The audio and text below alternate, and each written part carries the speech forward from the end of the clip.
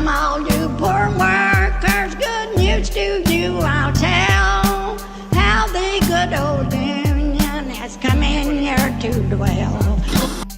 The largest union talk radio program in the South. This is the Valley Labor Report. My name is Jacob Morrison. My co-host is Adam Keller. We appreciate everybody hanging out with us today. We got a great show lined up for you. We're going to be talking to some workers striking in Texas right now. We'll also, in the second half of the program, going to be talking to a big political commentator, Ben Burgis, about a debate that he had with Jillian Michaels from The Big Loser. About unions and socialism. It's going to be a fun show. We'll also take calls. We'll go ahead and open those up, open the lines up here in just a moment. We'll have a little bit of time for calls today. But yeah, lots of stuff to talk about. 844-899-TVLR. If you'd like to call in, you can also send a text message to the same number. That's 844-899-8857. Adam, you were looking at some stuff from National Nurses United this morning that you wanted to talk about. National Nurses United is the fastest growing nurses union, I think the largest in the country. They represent workers, including one of the stations that we're broadcasting on in New Orleans. What did they have to say? Hey, yeah, good morning, folks. Appreciate being here today. Sorry I'm not in studio, but hopefully everybody can hear me okay. But yeah, I wanted to start with this story from NNU, National Nurses United. They are the largest union of registered nurses in the country. They represent over 225,000 members. And they have put out a, bombshell report called a preventable crisis. So if you live in a rural county, or if, like a lot of us, you rely on your local safety net hospital, you need to be paying really close attention to what the corporate class and some of their puppets in Washington are doing to your healthcare. And the headline coming out of this report is pretty terrifying. More than 600 financially vulnerable hospitals across the United States are facing an absolute catastrophe. It's thanks to a combination of federal healthcare cuts, and these hospitals are projected to see their financial deficits explode by 50 to 75%. So what that means, we're talking about the potential closure of emergency rooms, surgical units, entire hospital systems in some cases.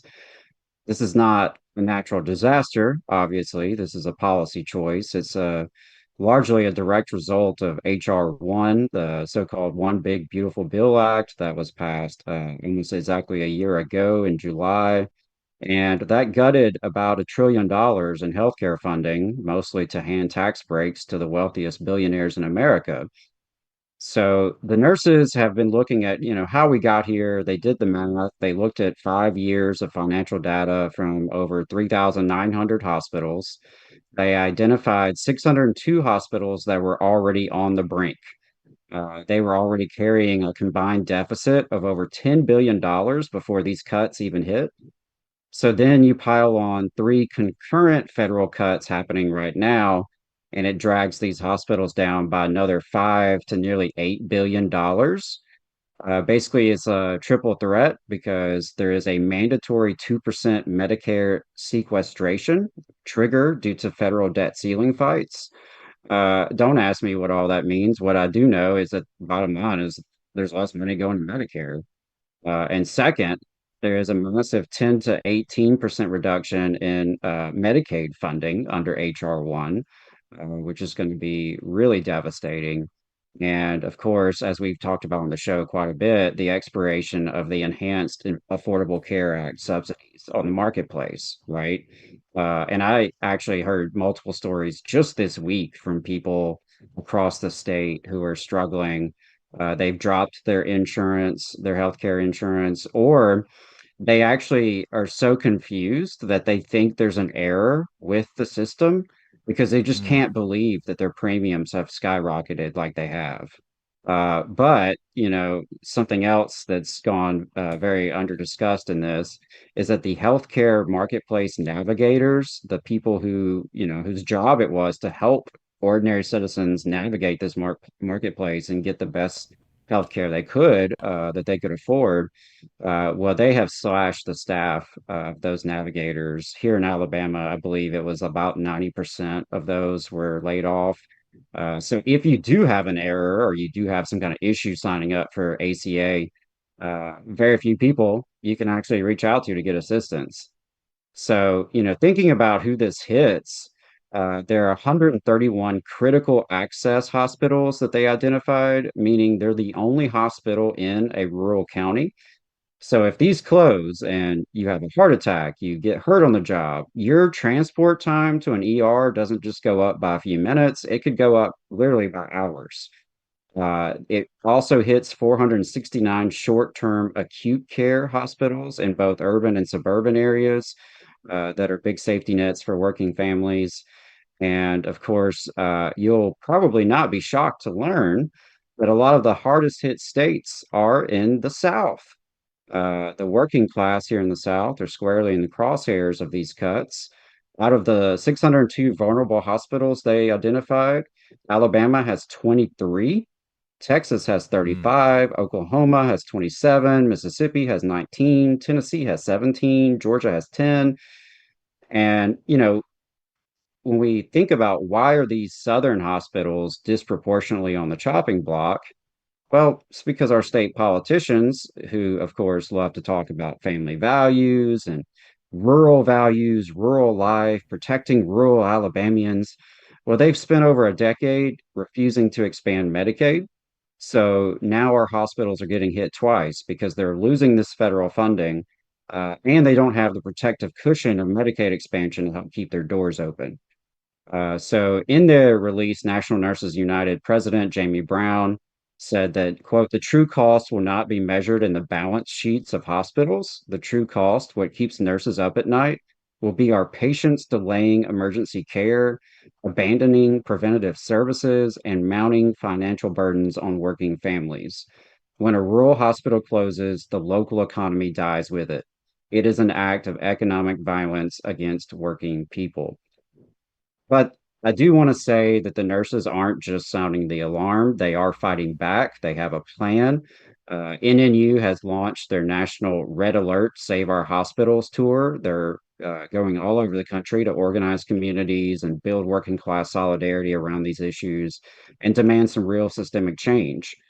The union is pushing, kind of a two-pronged solution on the immediate term and the short term, pushing to reverse these cuts from HR 1 and establish a federal financial vulnerability program for hospitals to guarantee that these distressed rural and urban safety net hospitals are fully reimbursed for Medicare and Medicaid.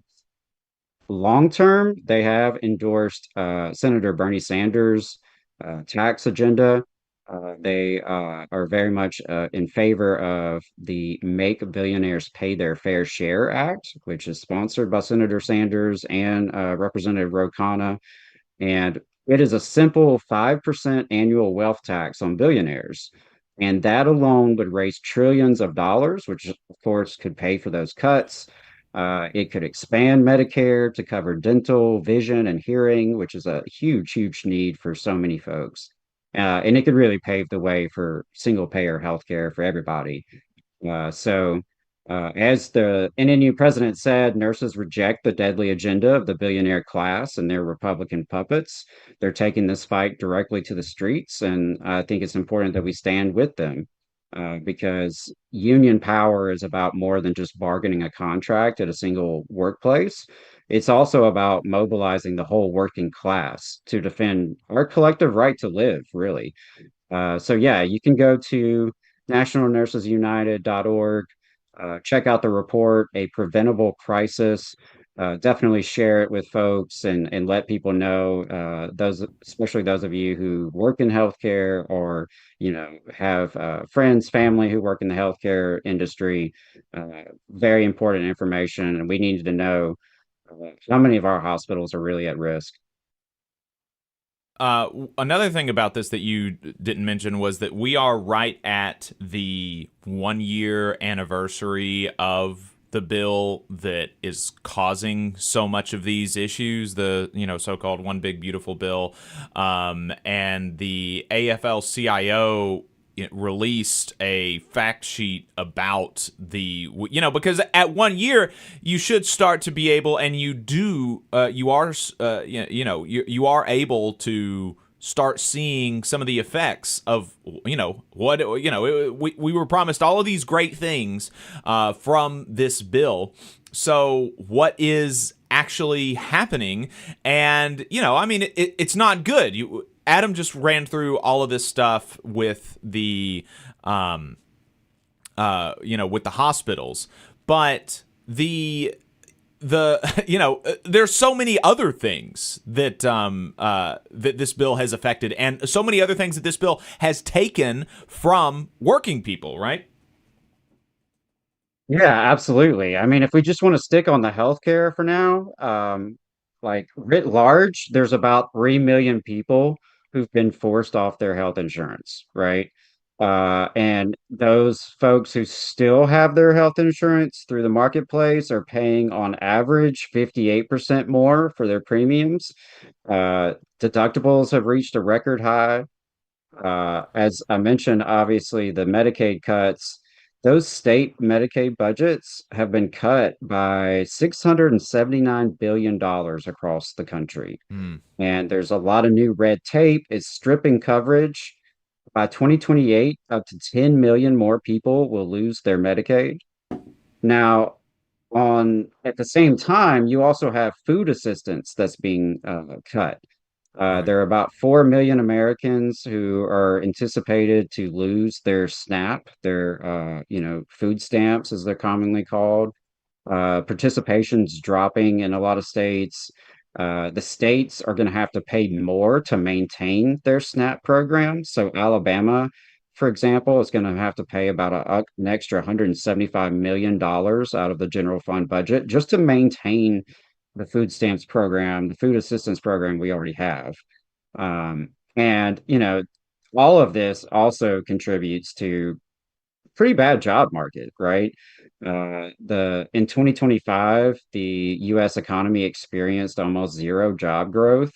The gap between white and black unemployment doubled, right? And I want to like foot stomp on that because, in addition to all that other stuff, there was a couple of other things the AFL-CIO mentioned. Electricity bills have gone up by $110 a year. And there's been $1 trillion in tax breaks to the top 1%, even as taxes were raised on Americans earning under $15,000 a year. But the upshot of all of this, right? We're taking away food stamps. We're taking away health insurance. We're increasing utility bills. We are, all of this that we're taking, and then we're giving it to the billionaires and now the trillionaires.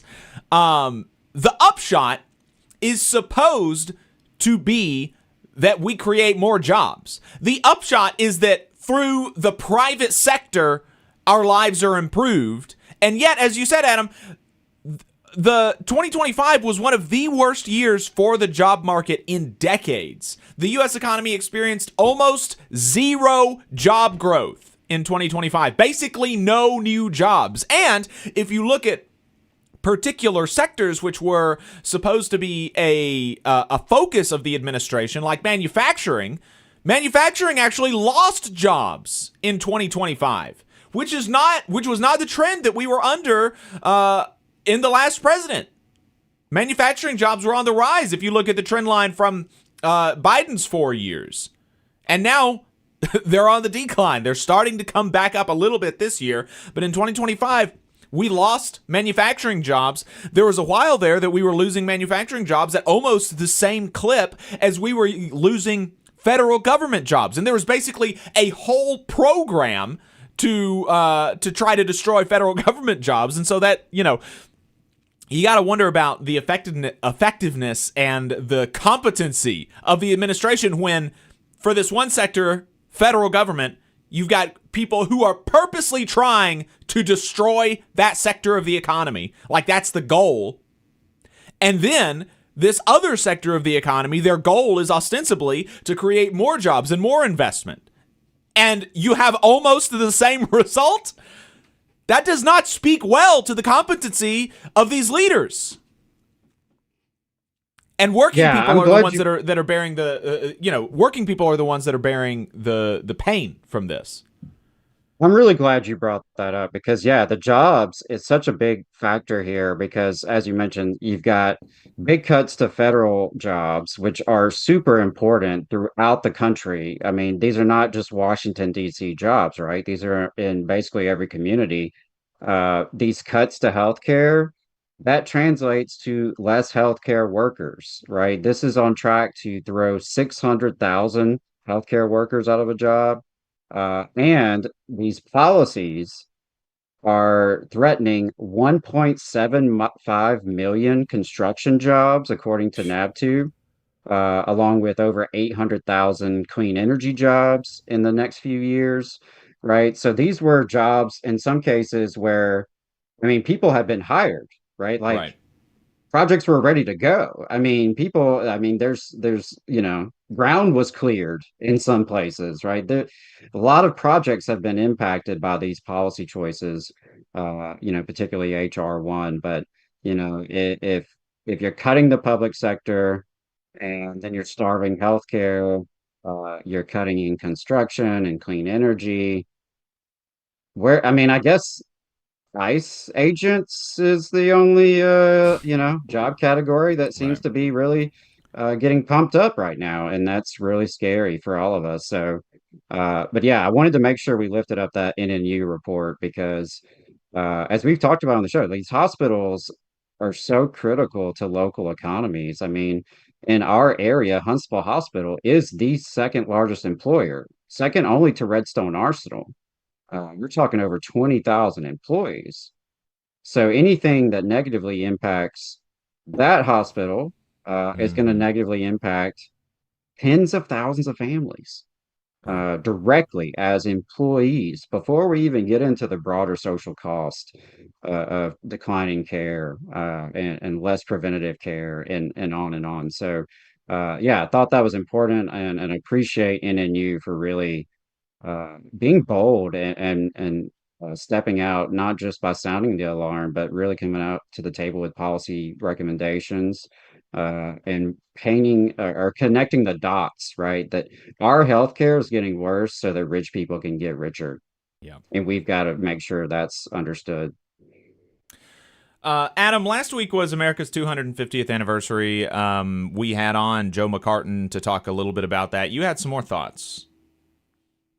Yeah, I did. I wanted to talk a little bit about it because, I'm a former history teacher. I think about history a lot. And June was Pride Month. We had Juneteenth.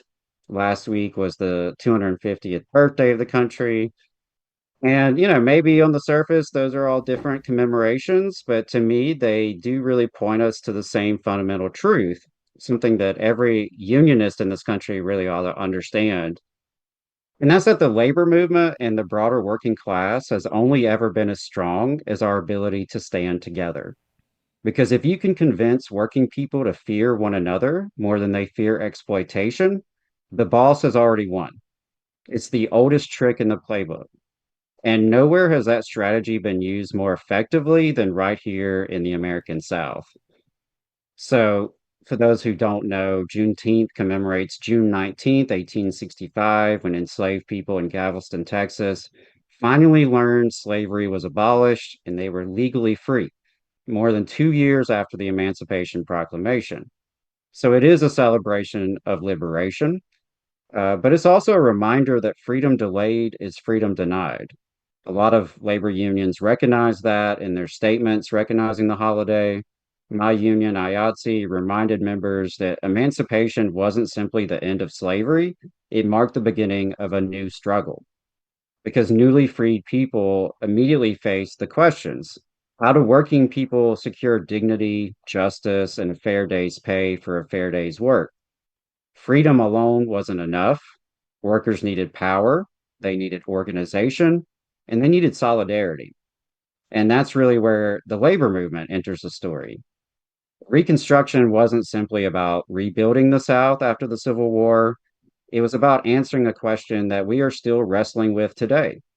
Can ordinary working class people govern themselves, or are we doomed to be ruled by concentrated wealth? For this brief shining moment, America came closer than ever before to building a truly multiracial democracy in the South, to living up to this American promise of life, liberty, and the pursuit of happiness. Poor Black workers and poor white workers were voting together. Public education was started and expanded. New state governments invested in ordinary people instead of just the wealthy landowners. Labor organizing began to grow in this era. And it wasn't perfect, but it was the beginning of something really remarkable. And that is exactly why it was crushed. The planter class and their political allies understood something that still holds true today. If working people ever recognize their shared interest, the people at the top have a real existential problem. So they turn to terror, they turn to disenfranchisement, they turn to segregation, they turn neighbor against neighbor. Jim Crow was not just a racial system, it was also a labor system. It was designed in no small part to keep wages low, unions weak, and working people divided. And if we're honest with ourselves, we've all been paying the price ever since. The South has remained the poorest region in this country. And it's not because ordinary Southerners wanted low wages or dangerous jobs, weak schools, failing hospitals. The South stayed poor because division proved cheaper than justice. The wealthy discovered that if they could keep workers fighting one another, they would never have to answer for the conditions they've created. They've spent over 200 years telling Southern workers we have more to fear from each other than from the people signing our paychecks, the folks who actually own the economy. And it's time we stop believing them because that strategy didn't just hurt Black workers, it hurt white workers, it hurt immigrant workers, it hurt every single person who punches a clock for a living. And, we have to recognize this same model is not unique to the South. It has spread far beyond the South. And I also think Pride Month does belong in this conversation because every generation, the targets of division can change and the tactics can evolve. But really, the strategy of the corporate oligarchy, it never fundamentally changes. Today, LGBT workers, our coworkers, our neighbors, our family members, they're too often told they don't belong. Immigrant workers are blamed for economic problems they did not create. Black workers are still facing systemic discrimination, both on and off the job. And a lot of our politicians tell us to fear our neighbors instead of asking why working families can't afford housing and healthcare and childcare, while these corporations are posting record breaking profits. Solidarity has never required us to be identical. It just requires us to recognize that our futures are connected. Several unions emphasize that during Pride Month. As IFPTE said, our diversity is our strength, and I really do believe that. UFCW reminded us that LGBT rights are workers' rights, and CWA highlighted Pride as an opportunity to build stronger, more inclusive unions because every single worker deserves dignity, respect, and a voice on the job. And I don't see that as a distraction from the labor movement. To me, that is the labor movement doing what we've always done when we're at our best, because organized labor has to stand with the most vulnerable, not because it's fashionable, not because it's politically convenient, but because that's how solidarity works. An injury to one is an injury to all. That's not just a slogan, it's a strategy for winning. And it's the only strategy that ever really has, especially here in the South. We face enormous challenge. Our union density is too low. Politicians keep attacking our rights. Corporations receive billions in taxpayer subsidies while our wages fall behind. We know that working families are struggling with healthcare costs and unaffordable housing, underfunded services, attacks on our public schools. We're living through multiple overlapping crises. But not a single one of them is going to get solved by dividing the working class into smaller and smaller camps. If anything, it demands the exact opposite. It demands the broadest, strongest, most diverse coalition of working people this region has ever seen. A labor movement that really looks like the working class. Black and white, Latino and Asian, LGBT and straight, rural and urban, union, not yet union, native born, immigrant. Everybody who works for a living has a place in this movement because our movement isn't built around what makes us different. It's built around what we have in common. We all deserve dignity. We all deserve respect. We all deserve safe workplaces. And we all deserve a fair share of the wealth that our hands and our minds create. So Juneteenth reminds me that freedom without power is incomplete. Pride reminds us that dignity belongs to everyone. And on this anniversary of our country's founding, the labor movement reminds us neither freedom nor dignity is secure unless working people stand together. And maybe that's our task. Maybe that's the task of our generation, not simply to remember Reconstruction, but to finish it. Not by recreating 1870, but by really building the multiracial democratic labor movement that so many people have fought and died for. History has handed every generation this really the same choice: division or solidarity, fear or hope, blame one another or organize together. The South has always changed America for better or for worse. It gave this country a bloody civil war in defense of chattel slavery, but it also gave this country the civil rights movement. It's given us some of our darkest chapters, but also some of our greatest examples of ordinary people standing together against impossible odds. So I believe that this region and this country has enormous potential if we have the guts to take on the big money interest that dominates our political and economic life. If we're going to build a labor movement capable of changing this country again, it'll be because we built one big enough to include every single worker who has something to gain from building a future we can actually believe in. We need people power like we haven't seen in generations if we're going to address these issues. And I really do think we can do that. Here at the Valley Labor Report, I know which side we're on. So those are my thoughts. Happy birthday, America. Solidarity forever. 844-899-TVLR is the phone number. We'd love to hear from you. Like I said, we got a good show. We're going to be talking in just a few moments to a brother from Texas who is leading striking workers at Ashland Specialty Chemicals, where the company is trying to, and I don't know how else to describe it, but steal earned benefits from their workers in the most recent contract. It is just completely unconscionable what they're trying to do there. So looking forward to talking to him about that and letting y'all know how you can support.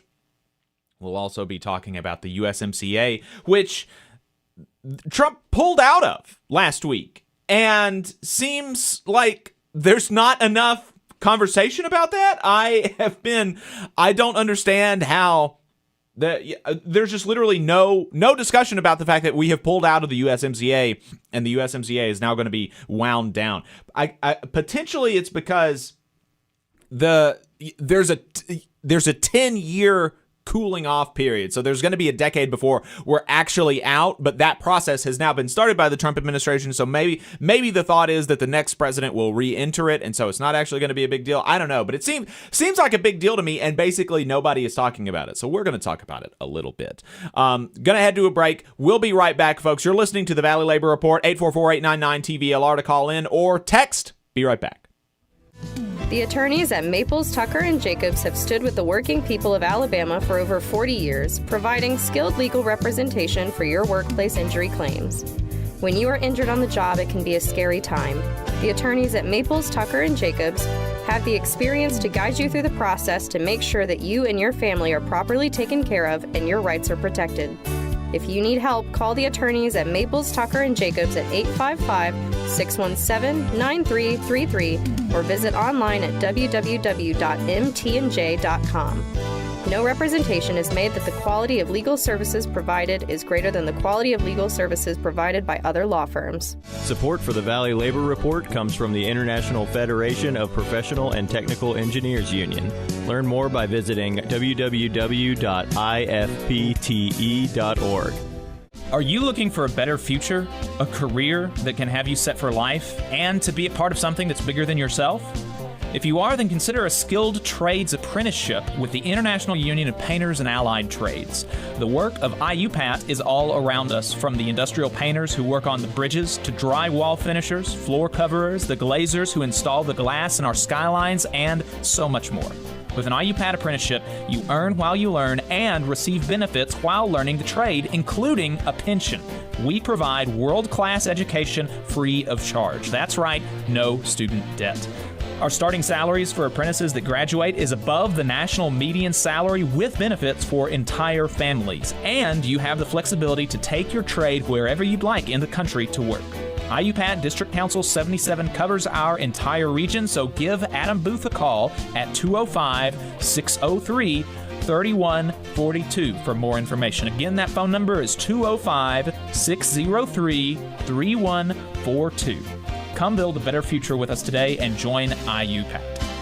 We're the nurses, firefighters, and claims representatives that help keep our government services running. We respond to natural disasters. We care for our nation's veterans, and we investigate discrimination in the workplace. We are federal and D.C. government workers, and we are proud to serve the American people. Working in more than 70 agencies across the government, we know we can fulfill our mission because our union has our back. Learn more at afge.org.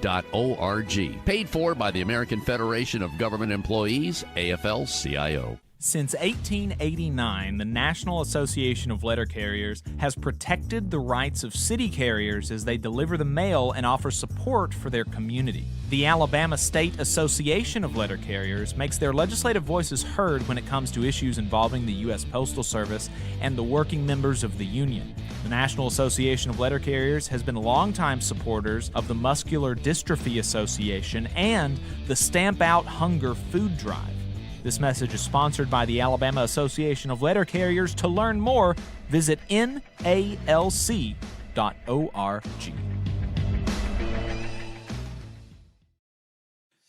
Unite Here is also a supporter of the Valley Labor Report. They are a labor union that represents 300,000 working people across Canada and the United States.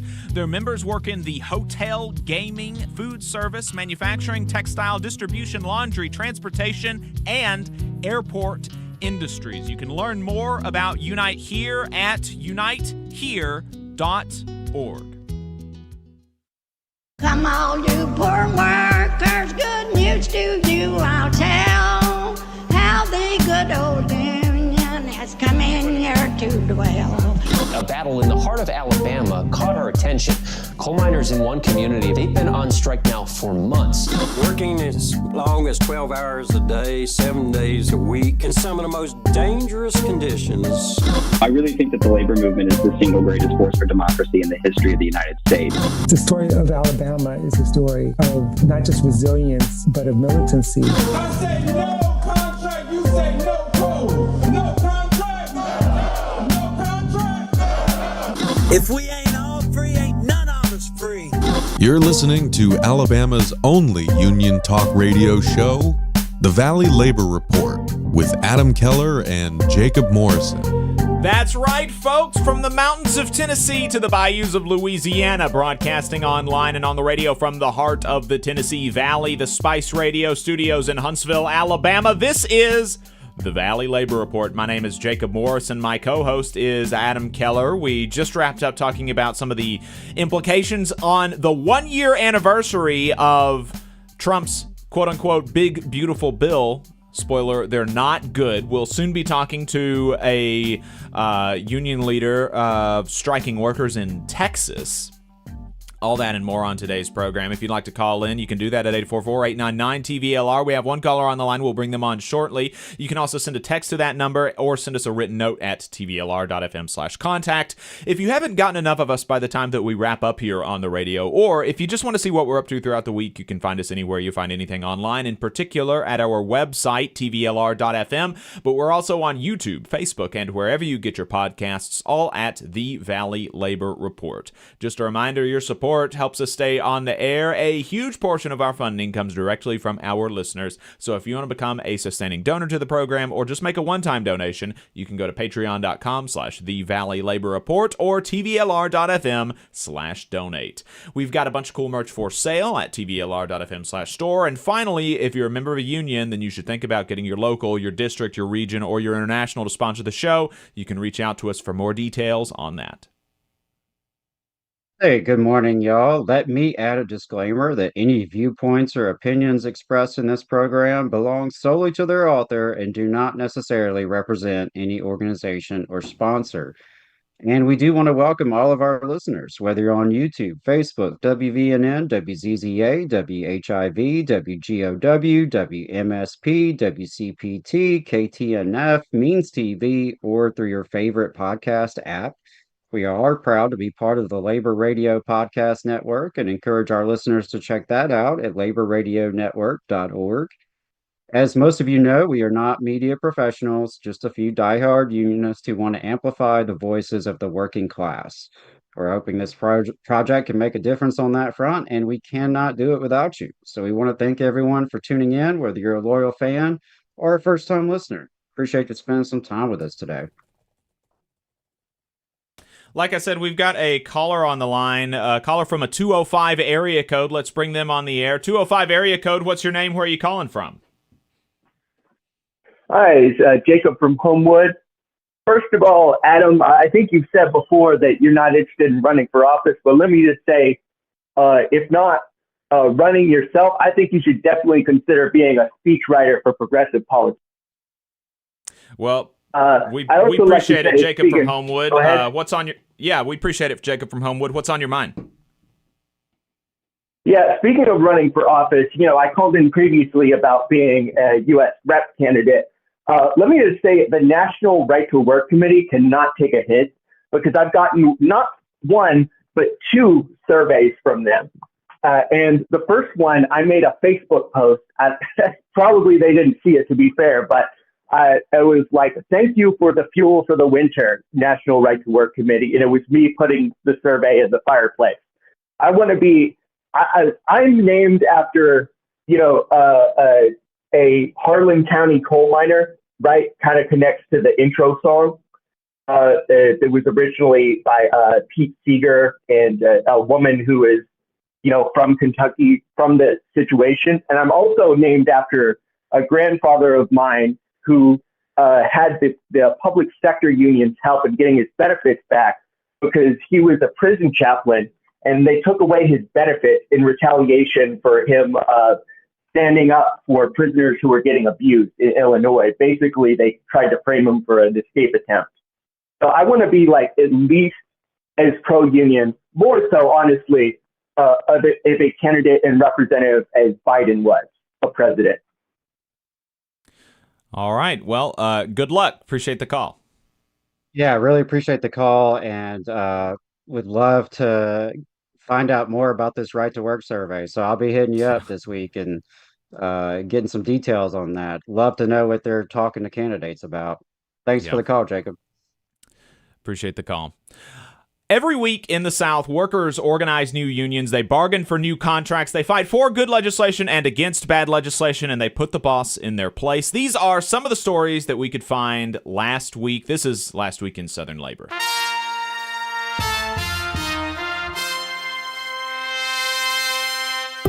Over the last week, 404 workers in 12 bargaining units have gone public with their union campaigns. 3 workers in one bargaining unit are trying to decertify their union. 37 workers in one bargaining unit withdrew their petition for a union election. 79 workers in one bargaining unit voted against unionization, and 739 workers in 8 bargaining units voted in favor of unionization. Here are some of the details. In new campaigns, 31 workers at Heritage Center in Huntington, Virginia filed a petition to hold a union election with the Service Employees International Union, SEIU, District 1199. 85 workers at Lockheed Martin in Fort Smith, Arkansas, filed a petition to hold a union election with the International Association of Machinists and Aerospace Workers.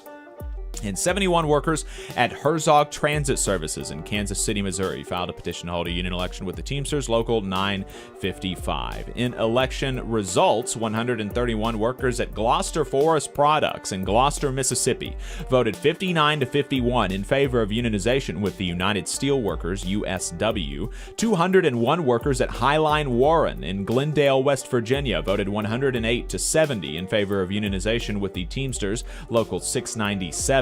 28 workers at Green Energy Origin, Tennessee in Memphis, Tennessee, voted 22-2 in favor of unionization with the Bakery, Confectionery, Tobacco Workers, and Grain Millers International Union, BCTGM. 25 workers at Starbucks in Greensboro, North Carolina, voted 14-3 in favor of unionization with Starbucks Workers United. And 79 workers at Oakview Health and Rehabilitation in Conway, South Carolina, voted 21-37 against unionization with the USW. In grievances, unfair labor practices, and court cases, the federal government is infringing on the speech of its workers. That's what the National Treasury Employees Union, NTEU, is alleging in a lawsuit. Specifically, they say that management has instructed workers to, quote, remove any and all NTEU materials in IRS facilities, including at employees' own desks, where other personal effects are allowed, such as family pictures, using, quote, whatever steps are necessary, end quote, short of vandalism of government property. In their suit, they say that, quote, in cases involving a broad ban on group speech, the government must show that the interests of both potential audiences and a vast group of present and future employees in a broad range of present and future expression are outweighed by that expression's necessary impact on the actual operation of the government. And this is an exacting standard. Here, NTEU materials remaining in common spaces and employee workstations at IRS facilities have no impact on the actual operations of the government. Indeed, those types of signs and posters have been in IRS workplaces for decades. In strikes and bargaining updates, Ashland Specialty Chemicals wants to steal earned benefits from their workers. That's the only way I can describe their bargaining position. 70 workers at the company in Texas City, Texas, have been on strike since June 24th. Workers there, organized into several unions and bargaining under the umbrella of the Texas City Metal Trades Council, decided to strike because the company is attempting to force concessions on the workers, including eliminating union jobs through outsourcing and slashing paid sick time. Houston Public Media spoke to one worker who has worked for Ashland for 3 decades and has accumulated 13 weeks of paid sick leave. Under the contract proposed by Ashland and voted down by the workers, his sick leave bank would be reduced to 48 hours. The workers are also lodging complaints about being forced to work outside their crafts and without proper training, which is creating safety issues on the job. The Federal Mediation and Conciliation Service, FMCS, reached out to both the unions and the company to offer mediation services. The unions have accepted, but there has been no word yet from the company. In political and legislative updates, more money for the wealthy paid for by less health care for everyone else. Higher prices and fewer jobs. 1 year out from the passage of the so-called Big Beautiful Bill, we can start to evaluate its real-world impacts. The AFL-CIO has the receipts. $1 trillion in tax breaks to the top 1%. 3 million people kicked off their health insurance. 2/3 of $1 trillion in cuts to Medicaid. A 58% increase in healthcare premiums. Record high deductibles, virtually zero job growth in 2025, and higher utility bills while gutting new energy investments from the Biden administration. President Liz Schuler reminded us that this was made possible by every senator and representative who voted to sell out working people and pick their pockets to hand another payday to corporations and billionaires. The Take Care of America's Veterans Act was introduced in the House to broad opposition from federal unions and veterans groups. The American Federation of Government Employees, AFGE, said that the legislation, quote, would undercut earned benefits for our nation's military veterans, strip workplace rights and protections for thousands of psychologists at the Department of Veterans Affairs, and push more veterans outside the VA for their health care. End quote. In particular, the union raises concerns about the fact that under this bill, psychologists would be converted to Title 38 employees. They explained that the collective bargaining rights of Title 38 employees are limited by statute. In practice, this means that the VA does not allow them to negotiate over routine workplace issues like scheduling or raise grievances over things like staffing shortages that undermine patient care, or in situations where the VA fails to provide promotion and advancement opportunities that would attract healthcare workers to the VA. Title 38 employees also are not allowed to utilize the negotiated grievance process to challenge management's failure to pay them correctly or when the VA violates its own policies. Disabled Veterans of America and the Veterans of Foreign Wars also oppose the legislation. William Addig, previous executive director of the Union Veterans Council, which also opposes the bill, announced that he was renouncing his American Legion membership because they have supported the bill, being one of the only major veterans groups to do so. That is it for our union updates. If we missed anything, let us know at tvlr.fm/contact. Up next, we are going to Texas. We're going to be talking to Lewis Crawford, business agent for the International Union of Operating Engineers, IUOE Local 564, and the lead negotiator for the Texas City Metal Trades Council at Ashland Specialty Chemicals. Brother Crawford, welcome to the Valley Labor Report. Thank you, Jacob. Pleasure to be here.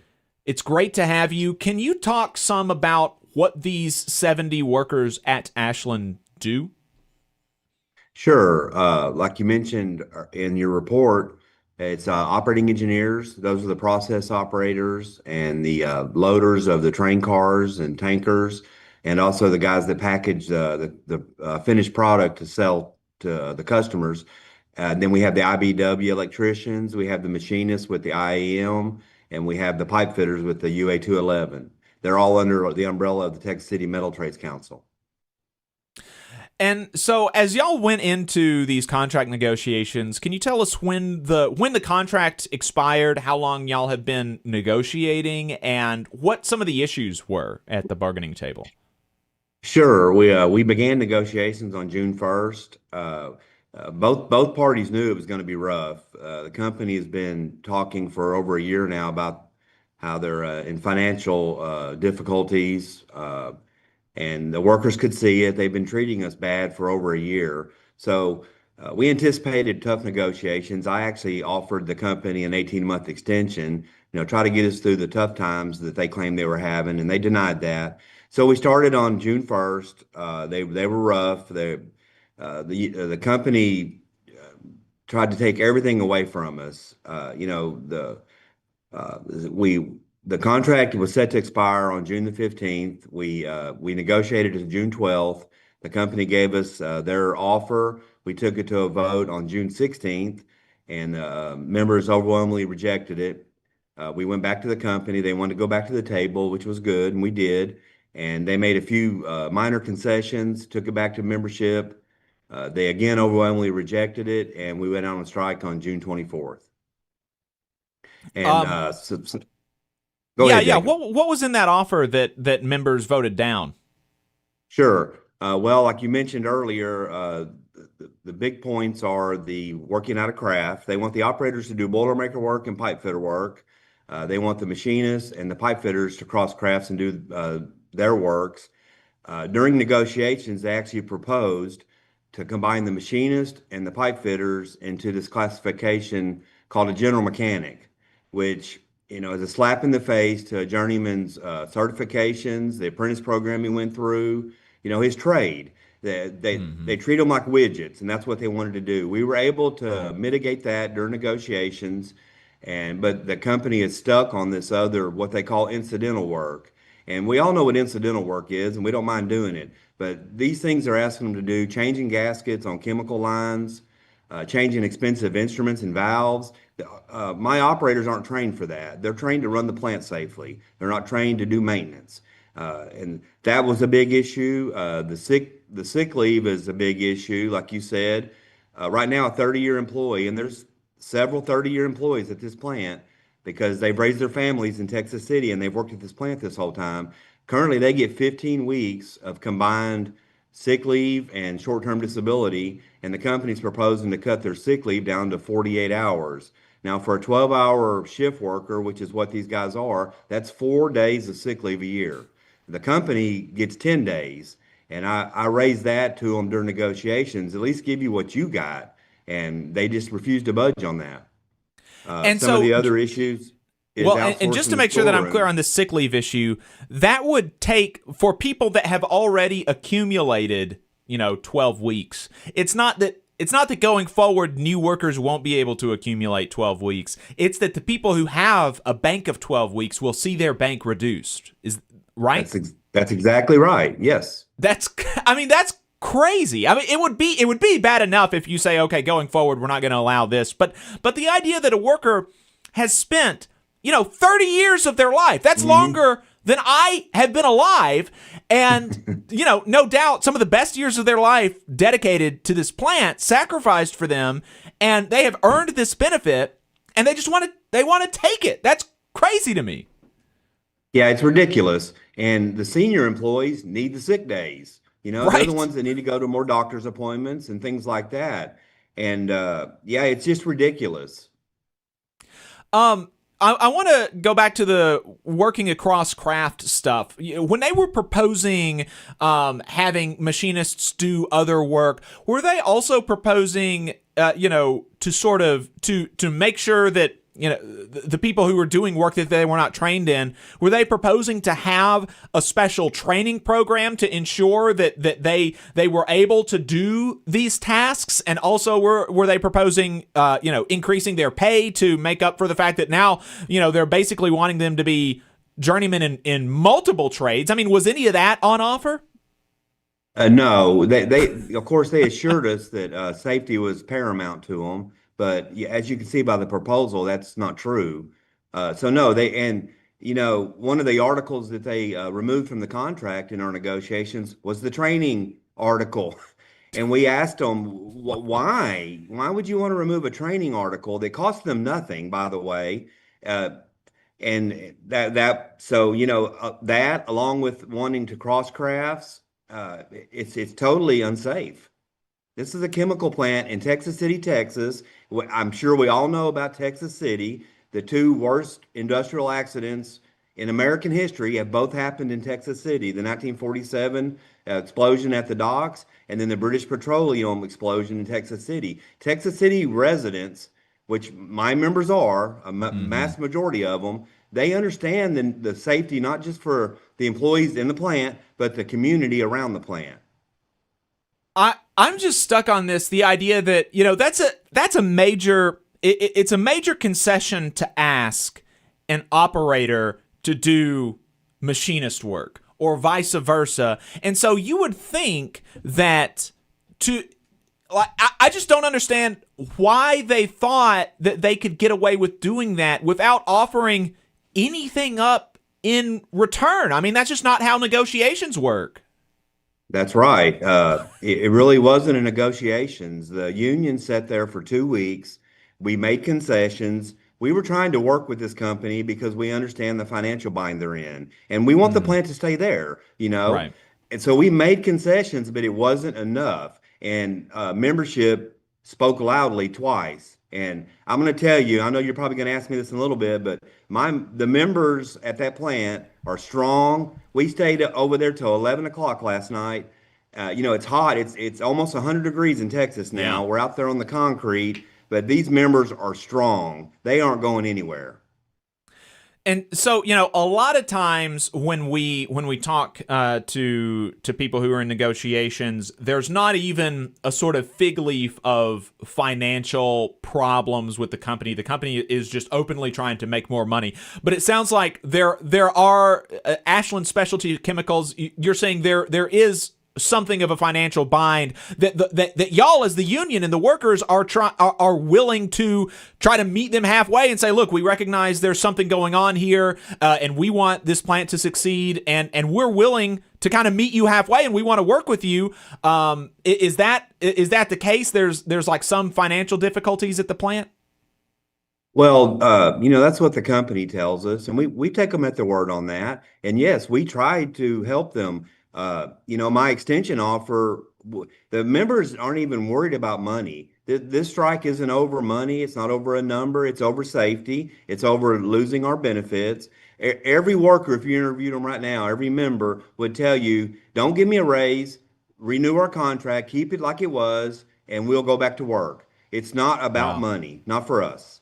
I mean, that is a huge concession that the workers are willing to make, especially in this, I don't know if y'all were able, after the big inflation during COVID, were y'all able after that to get a pretty big raise to kind of get y'all up to where you were before the pandemic, or have y'all lost basically a lot of money since the big inflation in 21 and 22?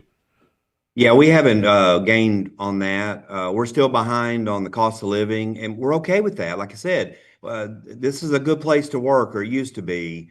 And the guys and gals, they just want to keep what they have. They're not interested in money. We know we can get that later when the economy improves. We want the company to make it, but they need us to do that, Right. And they don't seem to think so. They really have no respect for the crafts and for the union as a whole. And, that's why we're on strike, and we're going to stay on strike until they treat us with respect and negotiate in good faith. And so how are they justifying their really belligerent negotiating position? Like, what do they say? Well, what they say every time is the financials, they bring that up. I heard, I don't know how many times, almost every day in negotiations, the production was down 67%. And they need to make the plant more efficient, and, so it can stay around and stay viable. And we understood that. And that is why we conceded so many things, and we asked for things like parental leave, which is a pretty industry standard now. And we withdrew that to try to keep some of the other things they tried to take away from us. That's how the union worked with the company, but it was not reciprocated at all. I asked the lead negotiator, Darren Becker, during maybe the third or fourth day, I asked him, Mr. Becker, what has the union gained? And he went blank. He sat there for 15 solid seconds, and I said, exactly. He couldn't name one thing off the top of his head. And that's how those 2 weeks went. Another thing that y'all mentioned in some of your press releases that the company is trying to get is outsourcing and, basically eliminating union jobs and giving them to non-union subcontractors. Is that right? That's true. They want to outsource the storeroom. That's where the parts are kept. And it's about losing union jobs for sure, but it's also about losing someone that came up in the plant, been there 15 or 20 years. They know the parts. They know the employees that work in the plant. When they go ask for something, they could tell them that's maybe the wrong part. You don't need that. You need this. They want to bring in a general contractor to do that, which will displace 2 employees and outsource jobs. And then what's next? They're going to outsource the maintenance. We see all that coming, and that's why we have to stand up to this.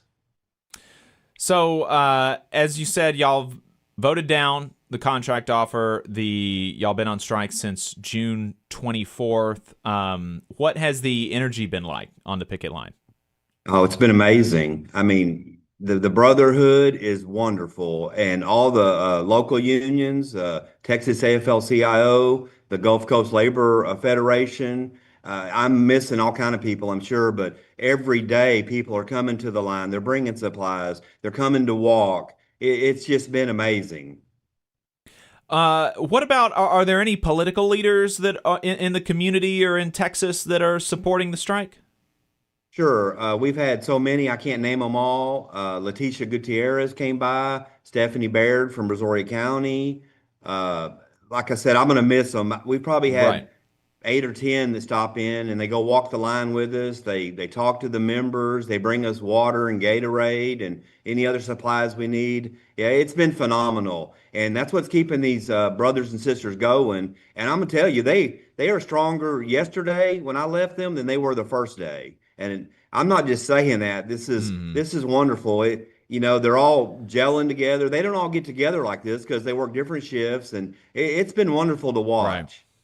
Well, that's great to hear. Since June 24th, has the company had any response to the strike? Sure. Well, there is an update. On Tuesday, a federal mediator reached out to me. She saw it in the newspaper. And she asked if the union would be open to her helping. I said, absolutely. We want to get back to the table and get this fixed. And that same day, which was Tuesday, she reached out to Mr. Becker. She left him a voicemail, no response. Then the following day, that same day, she emailed Mr. Becker and included me on it, letting him know that she wanted to help and that the union had already agreed to go back to the table with the mediator. And he finally responded 2 days later.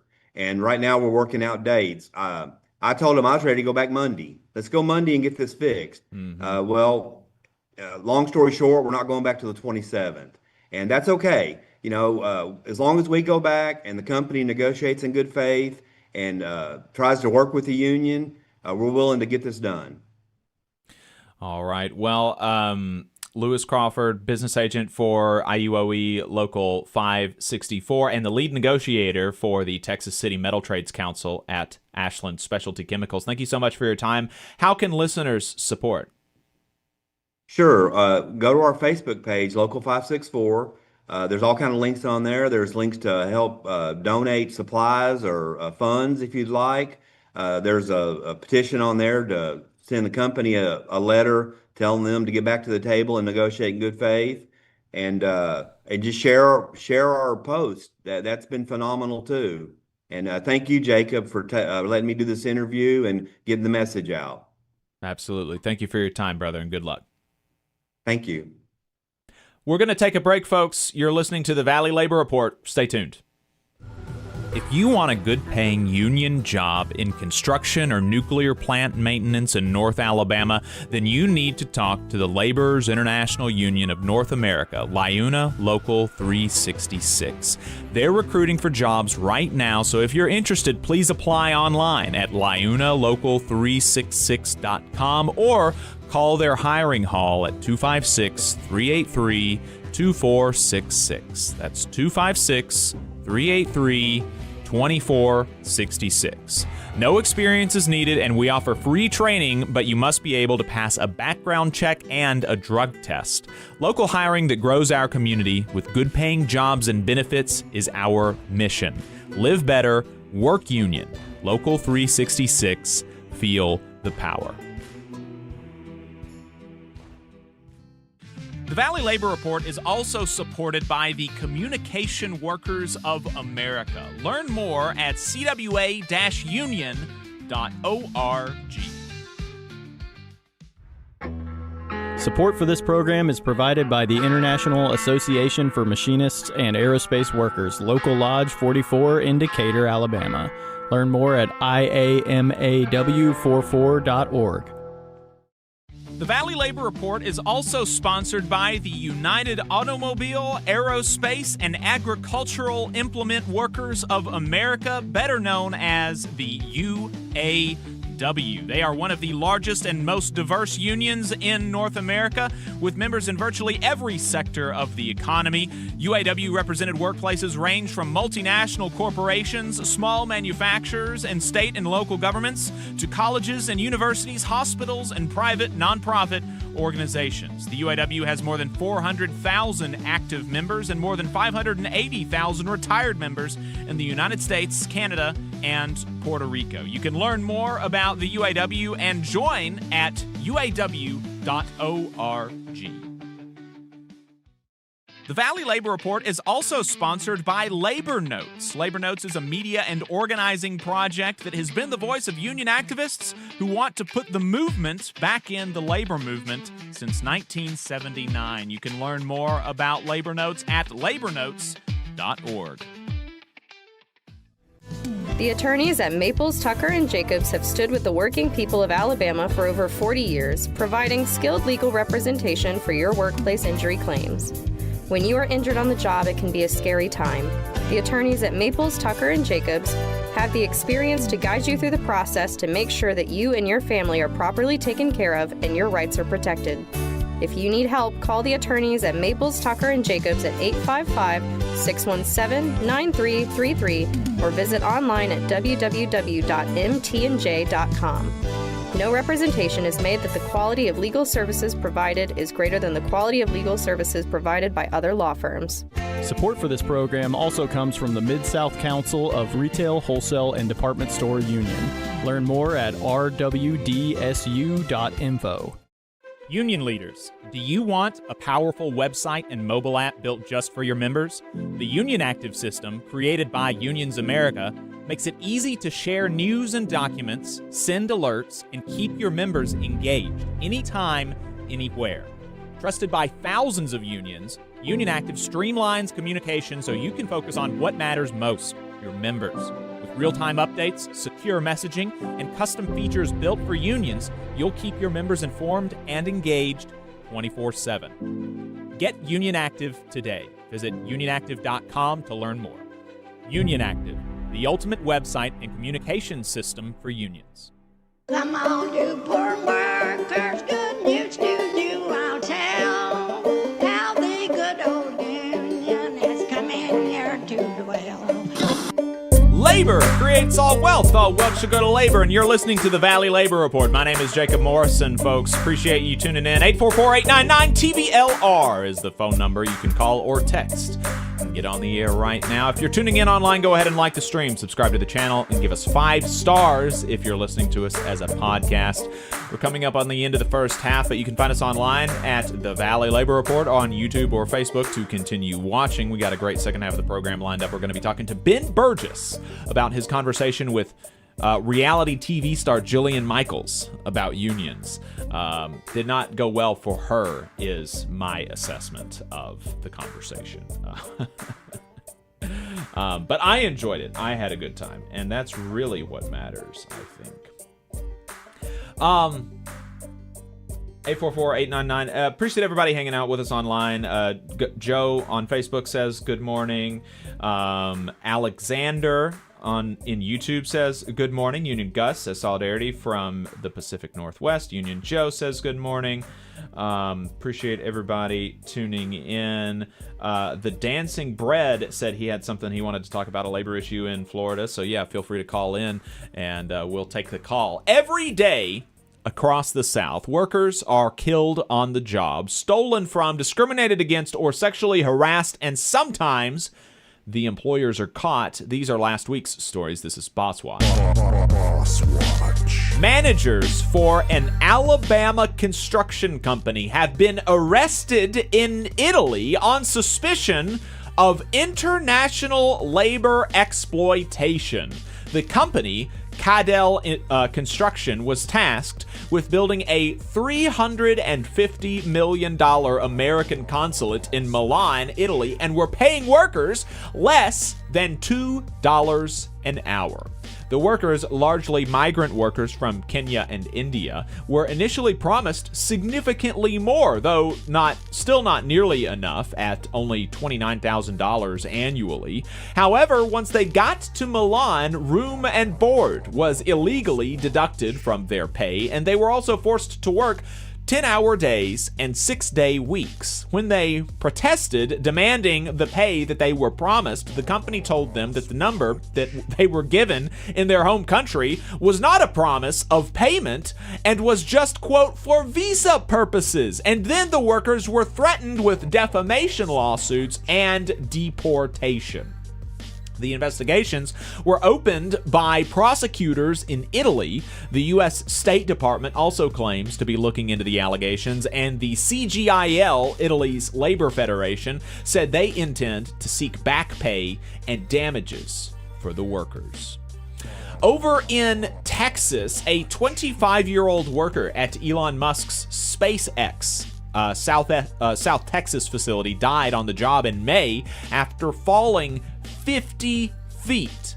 Elon Musk hasn't commented on the death. OSHA is still investigating the death and hasn't made any statement on it yet. While this death is the first at Starbase, the Texas Observer reviewed safety records at that facility and at Elon Musk's other companies and at other SpaceX locations, and detailed several more injuries than the industry average from their article, just among its own employees in South Texas, not including those workers for contractors on site. SpaceX saw 427 injuries and 9 respiratory illnesses in the 3 years between January 6th, 2022 and June 10th, 2025, according to documents SpaceX filed with OSHA and acquired by the Observer through a records request. These injuries included concussions, second-degree burns, partial finger amputations, hernias, dislocations, crushed hands, and broken ribs, legs, and ankles.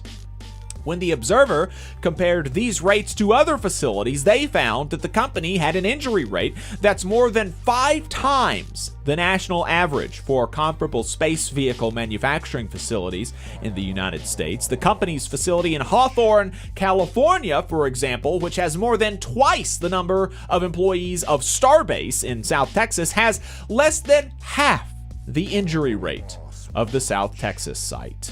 And you know, when we were talking about Elon Musk being the world's first trillionaire, you know, I was asked questions like, well, whose life does this make worse? And I would say that it makes the life worse of people who work on his dangerous construction sites and are killed or maimed because of the lack of safety at those sites. You simply do not have an injury rate more than 5 times the national average, and have a strong safety culture. That is simply not possible. And the reason that he is able to get away with that is because of the amount of power and wealth that he has accumulated and the difficulty that the federal government has in bringing people with that much power and wealth to heal. So I think a lot of people's lives are actually made a lot worse by people having even close to as much power, even a little bit of the power that Elon Musk has.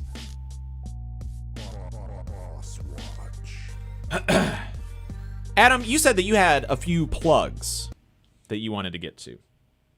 Yeah, I do have a few plugs. I want to make sure folks know about this. As always, I encourage you to go to labornotes.org/events.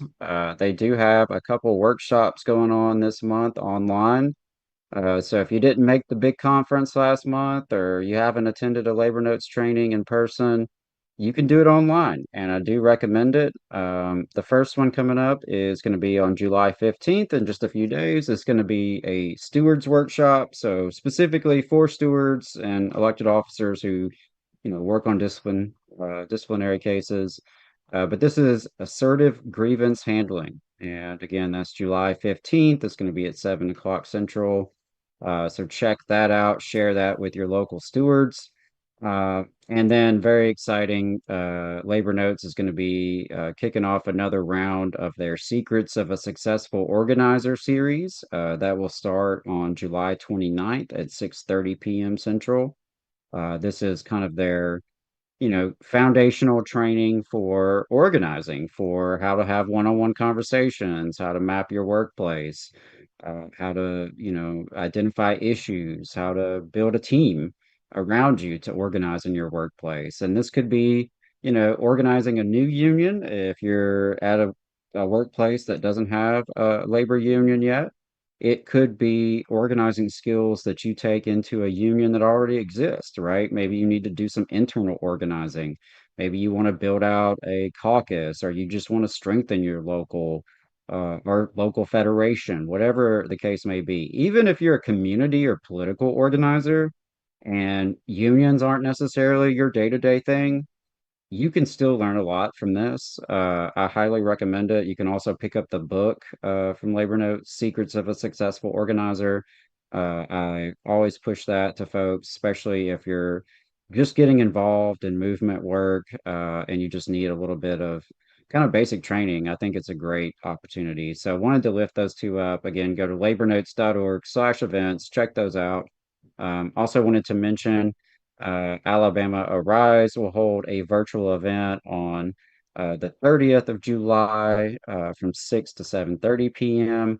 It's called Power, Policy, and People: What's Shaping My Life in Alabama. So it's going to talk a little bit about how some of the changes in healthcare, food assistance, other policies are affecting everyday people in the state, and how you can take action. So again, that is going to be Thursday, July 30th. You can go to alarise.org to register and find out more. Always encourage folks to check that out who do live in Alabama. It's a great way to stay informed and get plugged in with like-minded folks. And then finally, I'm excited to say that we are exactly 2 months away from the Advancing Alabama's Labor History Symposium. Really proud of this event. It's going to be on Friday, September 11th in Auburn. So grateful to have the partnership with folks there at Auburn and with us at the North Alabama Area Labor Council. So we are going to host a history symposium Friday, September 11th in Auburn. And it's going to be at the Center for Humanities. And we are going to talk all about Alabama's robust labor history. And really excited that the keynote speaker is Dr. Robin D.G. Kelly. Many of you who are, familiar with Southern labor have probably heard of his work, most famously Hammer and Hoe, where he, really did a deep dive into some of the communist organizing in the 1930s here in Alabama, in places, around Birmingham and in the Black Belt. So really excited about this. I mean, Robin D.G. Kelly is truly one of the top-notch historians out there when it comes to working people's stories. So I'm very proud and also very humbled that he agreed to do this. But beyond that, we have some great sessions on oral history, some emerging research. We're going to hear from folks from archives. So, different strains of history and, labor studies will be explored. And I'm really, really excited about that because I think that, reviving this history and the memory of Alabama's, labor organizing and resistance, that's really essential to current day organizing, right? Like, a lot of times folks want to portray unions as like an outside interest or it's some kind of thing that Yankees do up north, but we don't really do that around here in Alabama, which couldn't be further from the truth. Alabama's workers have been organizing unions for about as long as we've been able to. And at one time, 1 in 4 Alabamians were card-carrying union members. And so bringing some of that history back to the forefront and reviving that memory, I think is really important for all the work that we're doing today to address our current challenges and to build a better future. So really excited. Check that out. Friday, September 11th, Advancing Alabama's Labor History Symposium. Really excited and looking forward to that. We've got a caller on the line, 407 area code. Let's go ahead and bring them in. 407 area code, what's your name? Where are you calling from? Howdy. In chat, I'm the Dancing Bread. I'm calling from Florida. Dancing Bread from Florida. What's on your mind? So I want to bring to as much attention as I can a labor issue currently going on in Orange County, Florida. So Disney has been suing the county government, claiming that their properties have been overappraised for the purposes of taxation. And so what has resulted, I believe a judge has ruled in Disney's favor. And so this means the county is just basically paying out this money to Disney. And so what this has resulted in is that when the teachers union has come to Orange County public schools asking for a raise, the county, the school district, they have said, we can only give you a less than 1% raise because of pending litigation against Disney to the tune of $119 million. Wow. So the school system is basically saying that Disney could potentially be sucking, you know, more than $100 million out of our school system, so we don't have the money to afford raises for teachers.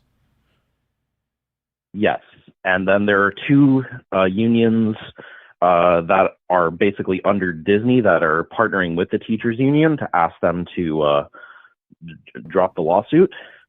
And schools in the state of Florida are already pretty underfunded thanks to DeSantis's war on education. Wow. His war on what? I'm sorry, go ahead, Jacob. His war on what? Ron DeSantis' war on what? Did we lose him? I think he was saying his war on public education. Oh, okay. Gotcha. Yeah, he was saying the schools were already underfunded. Yeah, I was just curious about the Disney unions and how they were partnering with the teacher union, because that was, you know, immediately where my mind went. You know, if Disney is getting all this extra money, where does that leave the educators, right? I mean, that's a big hit, $100 million. I imagine Orange County Schools is a pretty big school system, but you know, it's still a significant amount of money. So yeah, that's interesting. Thanks for putting that on our radar. I'm gonna do some Googling on that and see what we can find on some of the cross-union collaboration, because I mean that seems to be really important in a time like that. Yeah. And you know, the schools are currently out right now. It's the middle of the summer, and I think I mispressed something on my phone. I don't know if y'all caught this last bit. DeSantis has been waging a war on education and county autonomy in general. The school voucher program has just completely destroyed public schools, and Orange County is about, I think, the 10th largest district in the country, and they've had to start closing schools because of all this continuous defunding. And there's just like no other revenue for the counties because it's either sales tax, property tax, which DeSantis is looking to eliminate, or a like very small corporate income tax. So there's not a lot of funding options for the county in general. And there's not much that the county can do to raise funds on their own, presumably. Right. Because there's, like I said, the property taxes, the sales tax is capped at about 2%, I think, in addition to a statewide sales tax. And if the property tax abolition goes through, the counties are just going to all be strapped for cash. That's crazy. Absolutely nuts. Thanks for the call. I appreciate it. You are welcome. Yeah, I appreciate the call. Always devastating to hear when our public institutions are being starved of resources intentionally. Yeah. Right. And that only induces more demand for the private schools through vouchers, which, you know, then becomes a reinforcing cycle of destruction, basically. Wow. Yeah. And I think we deal with some similar challenges here in Alabama in terms of the limited ability for local governments to really fund themselves and to fund essential services for the community. You know, here in Alabama, we don't have home rule. Municipal governments and county governments are very restricted in what they can actually do to affect regular working people's lives.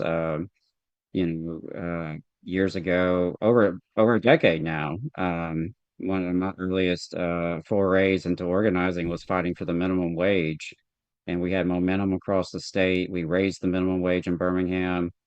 We had efforts here in Huntsville, Tuscaloosa, Mobile, Montgomery, and the state legislature intervened and said, no, actually, you can't do that. We're going to preempt cities from making changes like this. Um, and so that same kind of dynamic also is at play when it comes to revenue generation. So, in a lot of southern states, local governments are relying on pretty regressive taxes ultimately to fund themselves. And then if you take away one of the big buckets of revenue, like property tax, I really don't know how you fund government at that point, which I guess Right. is the point. But Yeah. yeah, it's troubling times, and I know it's not often popular to be a cheerleader for taxes and revenue, but we need it. Turns out, Right. functioning Well, we need societies it, actually do and need that.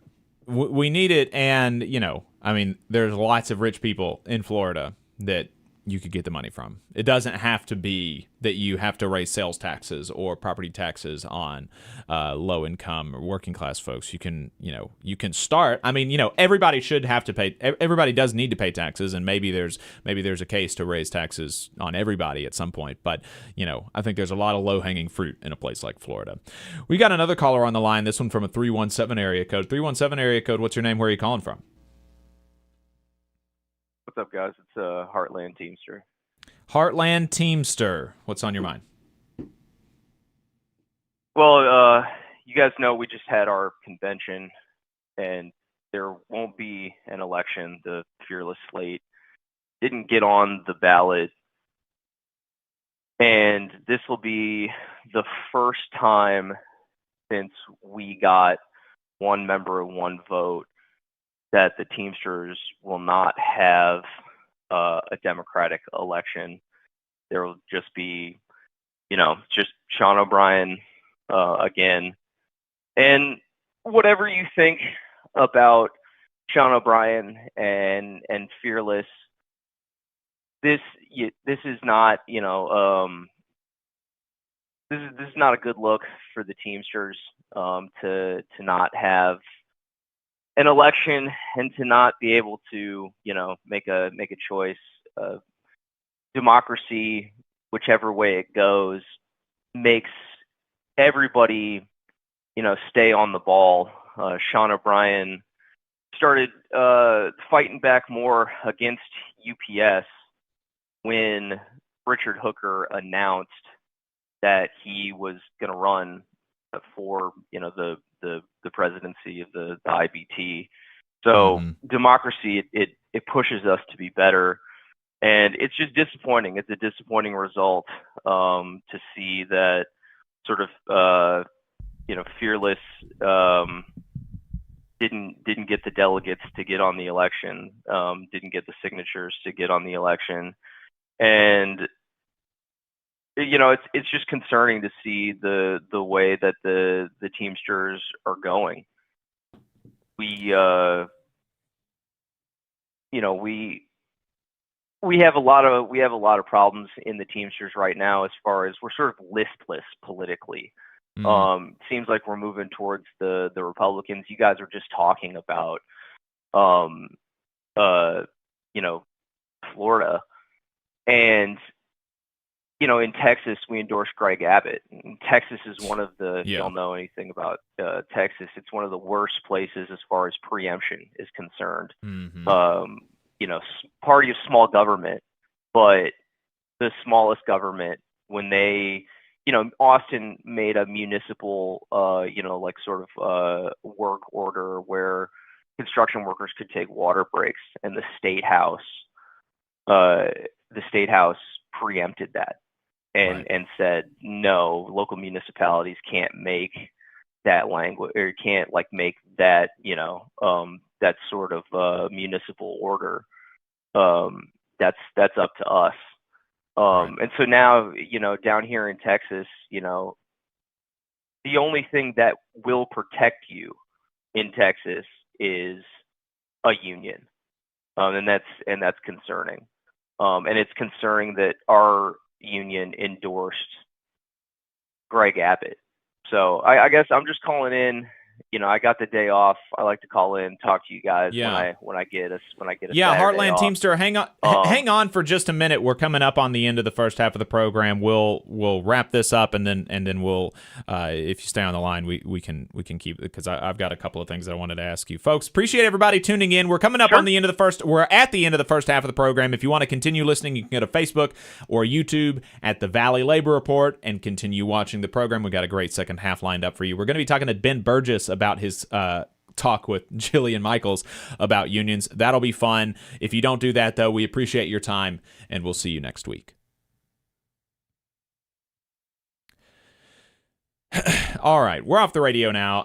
Heartland Teamster, yeah, I appreciate the call, and I've got a lot of similar feelings about the, it's a bummer that there's not going to be a real election, I think. I hear the people who are like, well, by not having an election, we've saved the Teamsters, as a union, $20 million or something like that. That's the number that I've heard. I don't know if that's true or not.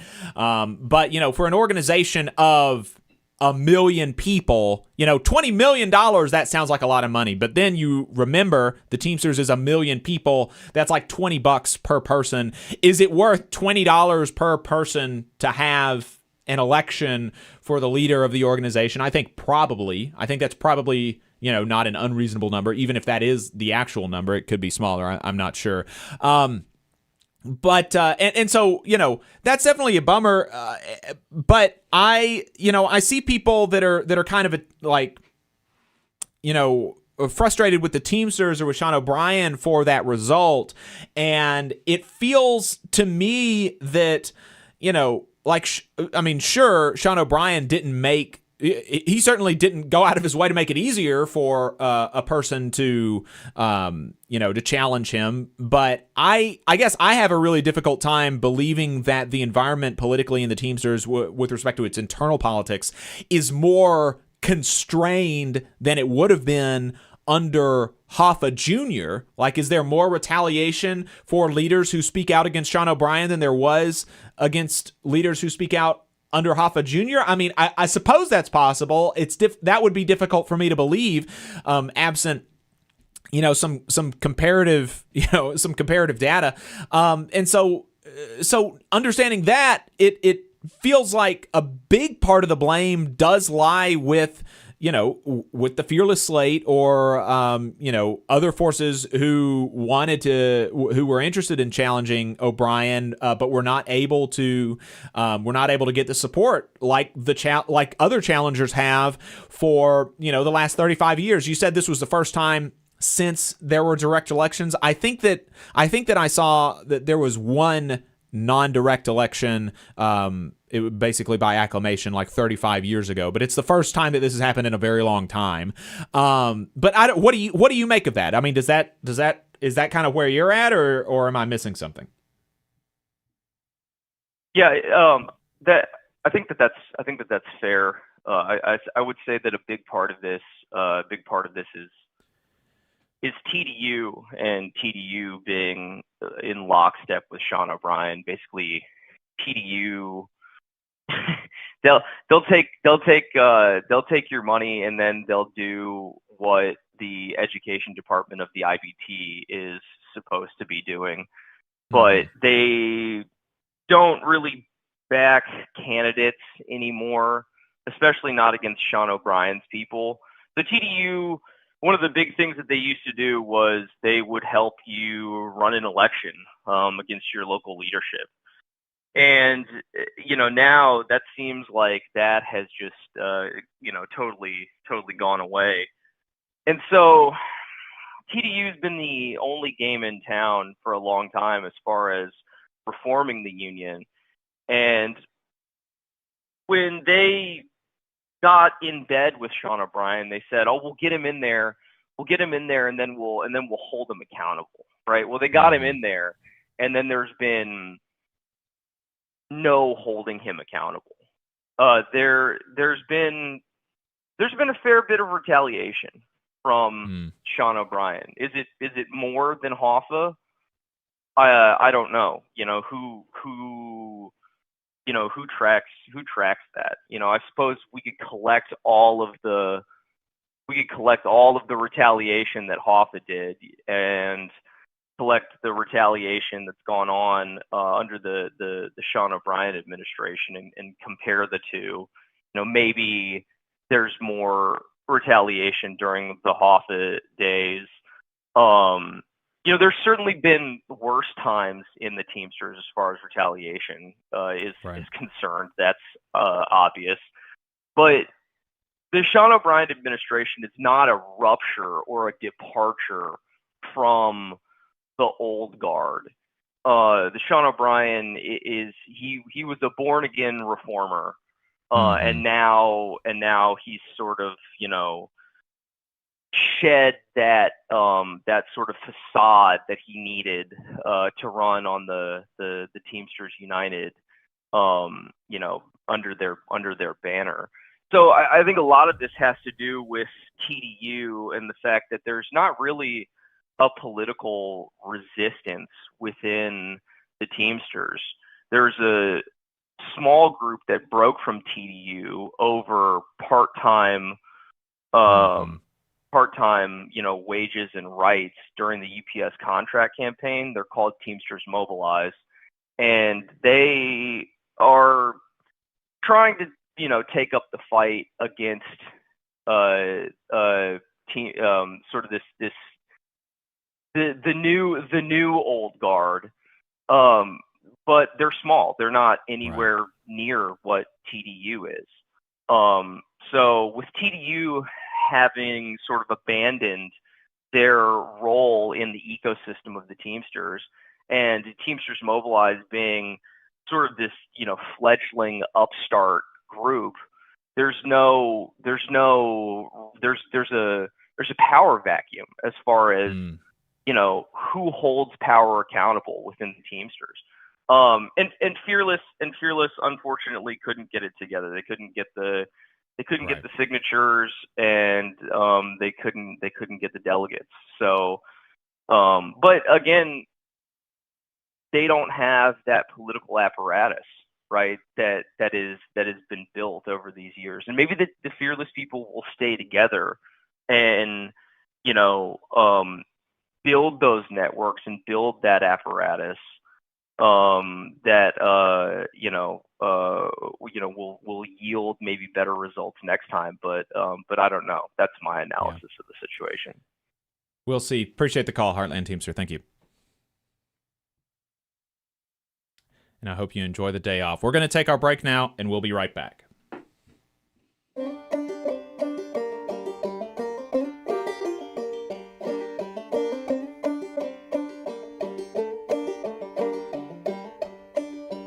Come on, you poor workers, good news to you I'll tell, how the good old union has come in here to dwell.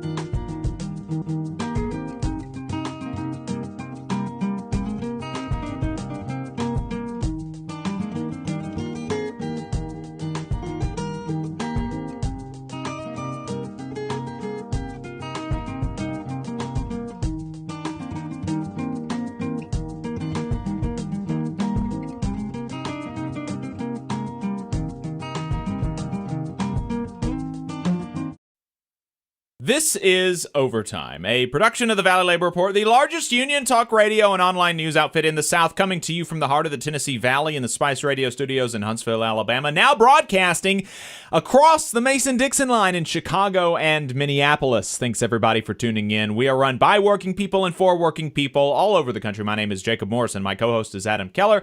We appreciate you spending some time with us. If you'd like to give us a call, the phone number is 844-899-TVLR. That is 844-899-8857. Adam, before we talked to Ben, there was some news on the Delta organizing campaign. I mean, that's one of the biggest organizing campaigns in the country, and we haven't heard much out of it recently. What's the latest? Yeah, the latest is that we've actually had members of Congress, over 170, I believe, send a letter directly to the CEO of Delta. So, if you've ever flown out of Atlanta or Birmingham, most anywhere in the South, you've probably encountered Delta Airlines. And if you've interacted with their flight attendants or gate agents, mechanics, you're actually interacting with some of the only non-union workers in this major airline industry. Hopefully, that will not be the case much longer. As you mentioned, it's one of the largest organizing campaigns in the country. Delta Airlines has over 30,000 flight attendants just by itself, right? Over 30,000 workers with Delta Airlines, and it is headquartered in Atlanta. So obviously, this would be a huge shift for the Southern labor movement if we could organize Delta. And yeah, so there were over 170 members of Congress. It was led by the Congressional Labor Caucus. They sent a letter to Delta CEO Ed Bastian demanding that the company stop its illegal interference, stop retaliating against workers, and sign a neutrality agreement. Which is a pretty big deal because Delta is historically very, very aggressively anti-union.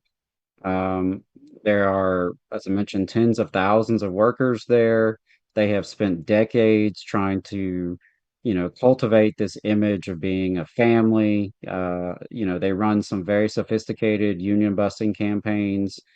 I remember, I guess it was a few years ago, they were the ones that put up that flyer telling people to buy a gaming console instead of a union dues, like buy an Xbox instead of pay dues to the union. That was them. So yeah, they are definitely a hostile employer. I'm glad to see a little bit of an update here. I'm glad to see leaders in Congress speaking out about this. One of the tough things about this is that they are not under the NLRA, right? It is airlines and railroads are governed by the Railway Labor Act back from the 20s. So you can't organize site by site. You can't just get the ones in Birmingham or the ones in Atlanta. You got to organize basically the whole system. So we're talking about getting cards from, more than 50% of 30,000 flight attendants nationwide, and those only last for a year, of course. So that's why Delta's union busting interference has been so, effective so far and damaging so far. But excited to see that more political leaders are stepping up. I'm excited to see that, neutrality agreements being put on the table. Because, here's the thing. If Delta is being honest, if they truly believe that their workers don't need or want a union, they would have no problem signing a neutrality agreement and letting a clean vote happen, right? Because if they're that confident, why not let it happen? Why interfere? Why send managers to stalk organizers and have captive audience meetings and bring in these high-priced consultants?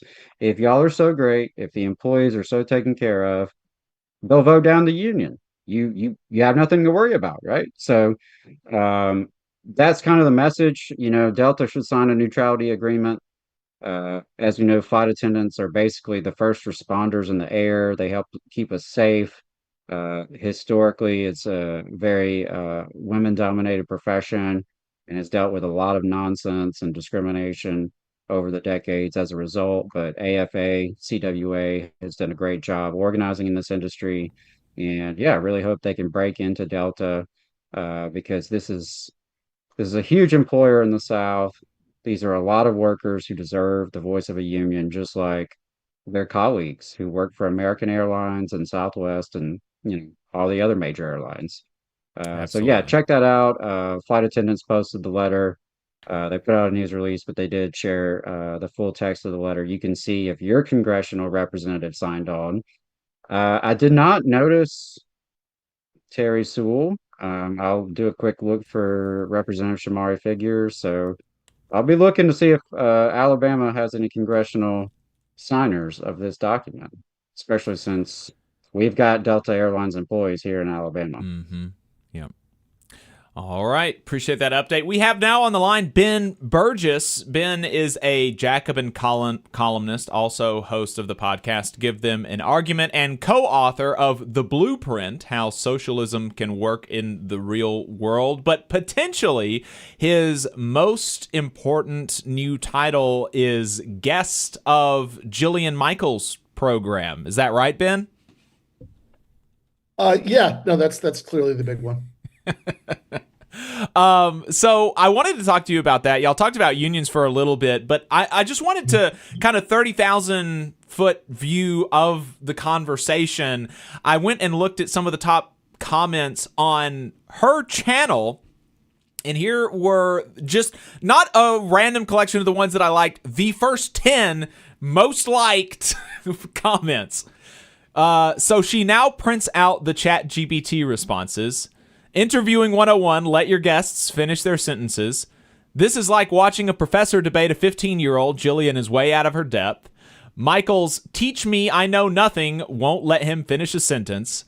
There's no way you can talk about anything when the host constantly interrupts and brings in side questions. I'm seriously impressed with Jillian. I didn't think anyone could make Dave Rubin look like a Rhodes Scholar, but she beat the odds. You got to go 10 comments in before you get even a remotely positive one for Jillian. So I'm just curious, what do you make of the conversation and the debate now that you've had time to ruminate on it, and presumably you've looked at some of these comments too? Any sort of big picture thoughts? Oh, well, no comment on all that, but I think I think that big picture. I mean, look, what's the point of doing this stuff, right? It's never because you think that the host, if you're going on somebody else's show, or the guest, if they're coming on yours, or whatever, right? The person on the other end of the studio or other side of the YouTube screen is going to see the light, while you're talking to them, right? It's always to reach out to an audience who will tune in to watch them, who wouldn't tune in to watch me, right? Who wouldn't read me in Jacobin, whatever. And from that perspective, I think this is pretty good, right? Because I think that there are a lot of things that I think I managed to say that I don't think Jillian's audience would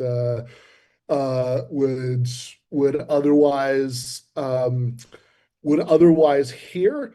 And yeah, I don't know. I think I enjoy doing it. It's a strange experience in some ways, but it's fun. I think you did a good job. I mean, like I said, the comment section overwhelmingly supportive of you, which I think is good because that's her comment section, and I can appreciate you being diplomatic. She seemed to like you, so maybe you'll be back on to talk about stuff in the future. So. Yeah, I mean, I will just say whatever else you want to say about that conversation and how it went, and some of the stranger moments or whatever.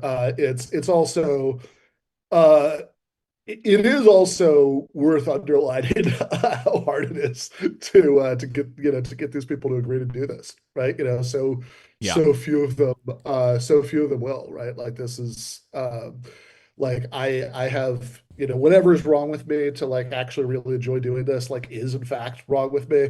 And so I'm pretty open door for stuff like this. I spend a fair amount of time seeking it out, and 90% of the time, right? They're just they're just not particularly interested in doing it, right? So I mean, I think that this sort of like again, I mean, I just yeah, I mean, it was an odd conversation. It definitely had some very strange moments. But I just like, man, yeah. I mean, look, if she Yeah, if she did you have mentioned that it's difficult to find people kind of on the other side to talk to you about this stuff. She seemed to purport to have the same complaint, which feels difficult for me to buy. I mean, who I feel like there are plenty of people who would be willing to speak to her on her program. Yeah. I mean, look, I'm sure. Yes. I often hear this, right, from people in her corner, and I'm always confused by it because I always think, man, I could give you a list. Right. Like, like if you don't want to talk to me, right, there's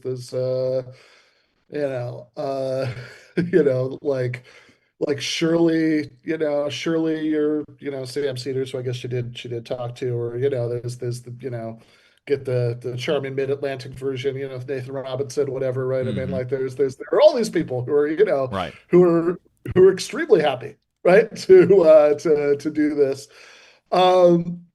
And and all over, and not even just, I mean, there's I think there are lots of like socialists, but there's also like a lot of liberal. I mean, I can't imagine somebody like Adam Mockler or Luke Beasley or David Packman. I can't imagine them turning the thing down either. Like, who are these people that she's supposedly going to?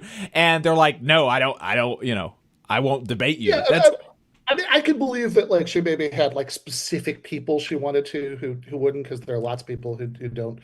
Who don't do this, don't see the value in it, whatever. Right? That's fine. I get that, right? But like, like you gotta, but that doesn't prove anything, right? I mean, that's like like what you gotta do is you gotta look at the subset of people who are liberals or leftists or whatever who have like a track record of doing stuff like this, right? And it's like, try those people. And yeah, I just have a hard time imagining, right? Like, because it's like, yeah, some of those people you're just mentioning, right? It's like, who's the person who's going to be like, yeah, sure, debate, Ben Shapiro or whoever, but Jillian Michaels, I draw the line at, right? Right. That's like you gotta have a line, and and that's it, right? Like I don't know that person. Yeah. So you mentioned there were some weird moments. I think I got a couple of them, and I wanted to start with this one, clip one. Let's play this. Down that road. Is it difficult to organize unions? Oh yeah. Gosh, Ben, I thought it was the exact opposite. Okay. I'll jump ahead because these are my thoughts on unions. That Tell me seems where to I'm me, getting we'll this just pause right. there for just a second. How do you live in American society and have the opinion that it's the exact opposite, that it's so easy to form a union? That's kind of nuts, right? Yeah, that's wild. I mean, I think this is literally something that you think because you haven't thought about it before, you haven't encountered it before, you've never listened to somebody who is talking about it before. Because certainly, I mean, like the numbers themselves, like tell a hell of a compelling story. Like, we have polling data on this. Like, people, what do you think about unions? How, would you want to be a member of a union, right? Versus like the actual like rate of union density in the United States, which is obviously extraordinarily low by global standards. But like, also, I mean, I think I don't know. I don't want to step on it if you've got this as another clip, but I mean, like, we kind of go through a lot of the specifics here, right? But like, I think to me, this is part of the value of going on shows like this, because I don't, I'm pretty sure if you're somebody who watches, Jillian Michaels and other stuff in that sphere, Dave Rubin, whatever, right? Like, this is the first time you've ever heard like the phrase Taft-Hartley, Right. Yes. No, I completely agree. And I think, I'm constantly surprised by how little people know about unions. And here's the most recent, frankly, the most extraordinary example. I was guest hosting yesterday morning for a conservative radio host in Chattanooga. so the audience, they got a little bit of a treat. They got 2 hours of me unfiltered. But I was with the normal like sidekick. Right, the main host was out. I was filling in for the main host, and the normal conservative sidekick was there.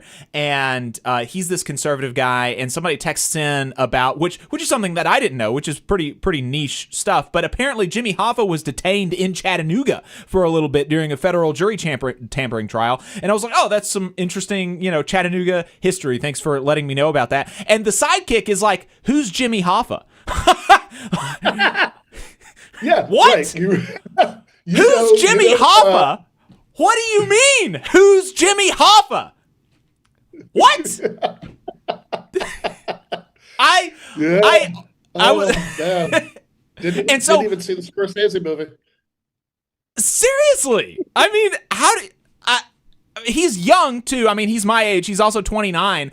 But still, how do you live in America for 30 years and You've never heard the name Jimmy Hoffa? Like he wasn't even when I said, oh, the legendary president of the Teamsters who was probably killed by the mafia. He wasn't even like, oh, well, yeah, okay, now that you say that, it rings a bell. He was like, never heard of it.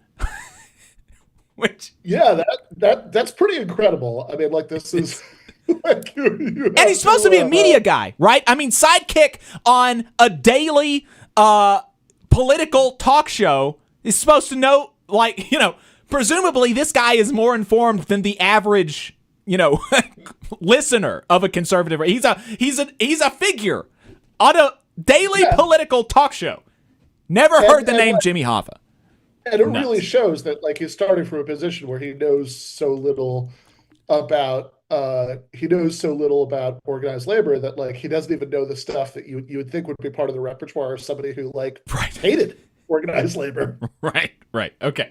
Well, let's continue with that. But yeah, I think that's a great example of why these conversations are valuable, because you're able to inject stuff into their consciousness that they would literally never know otherwise. Is it difficult to organize unions? Oh yeah.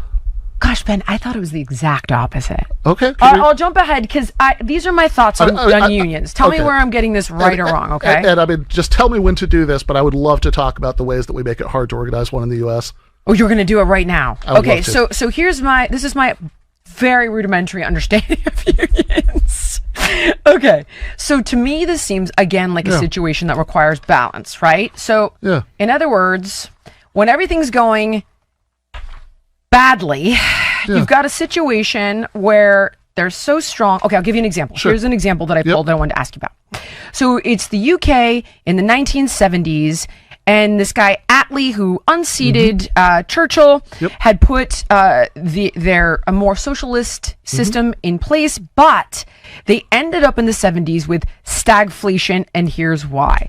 They called it the British disease because the government guaranteed jobs, state-owned monopolies like the British Rail or British Leyland Cars became wildly inefficient, deeply in debt, and immune to market realities. It's a point that I'm embarrassed to say I did not think to make in the moment, but like is like it's a little bit funny to call it the British disease because, like, famously in the U.S. that was happening in the 70s also.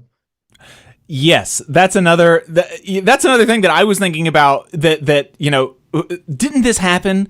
Wasn't this kind of just like the COVID inflation stuff? This was basically every Western country was going through stagflation, and certainly in the 70s in America, you would not have said, "Oh, well, it's big time socialism in America in the 70s." Yeah, exactly, right? Because I mean, yes, in the UK, Clement Attlee really did do a lot of pretty radical socialist stuff in the 40s, right? They created the NHS. so nationalizing all the hospitals, and nationalize the coal industry.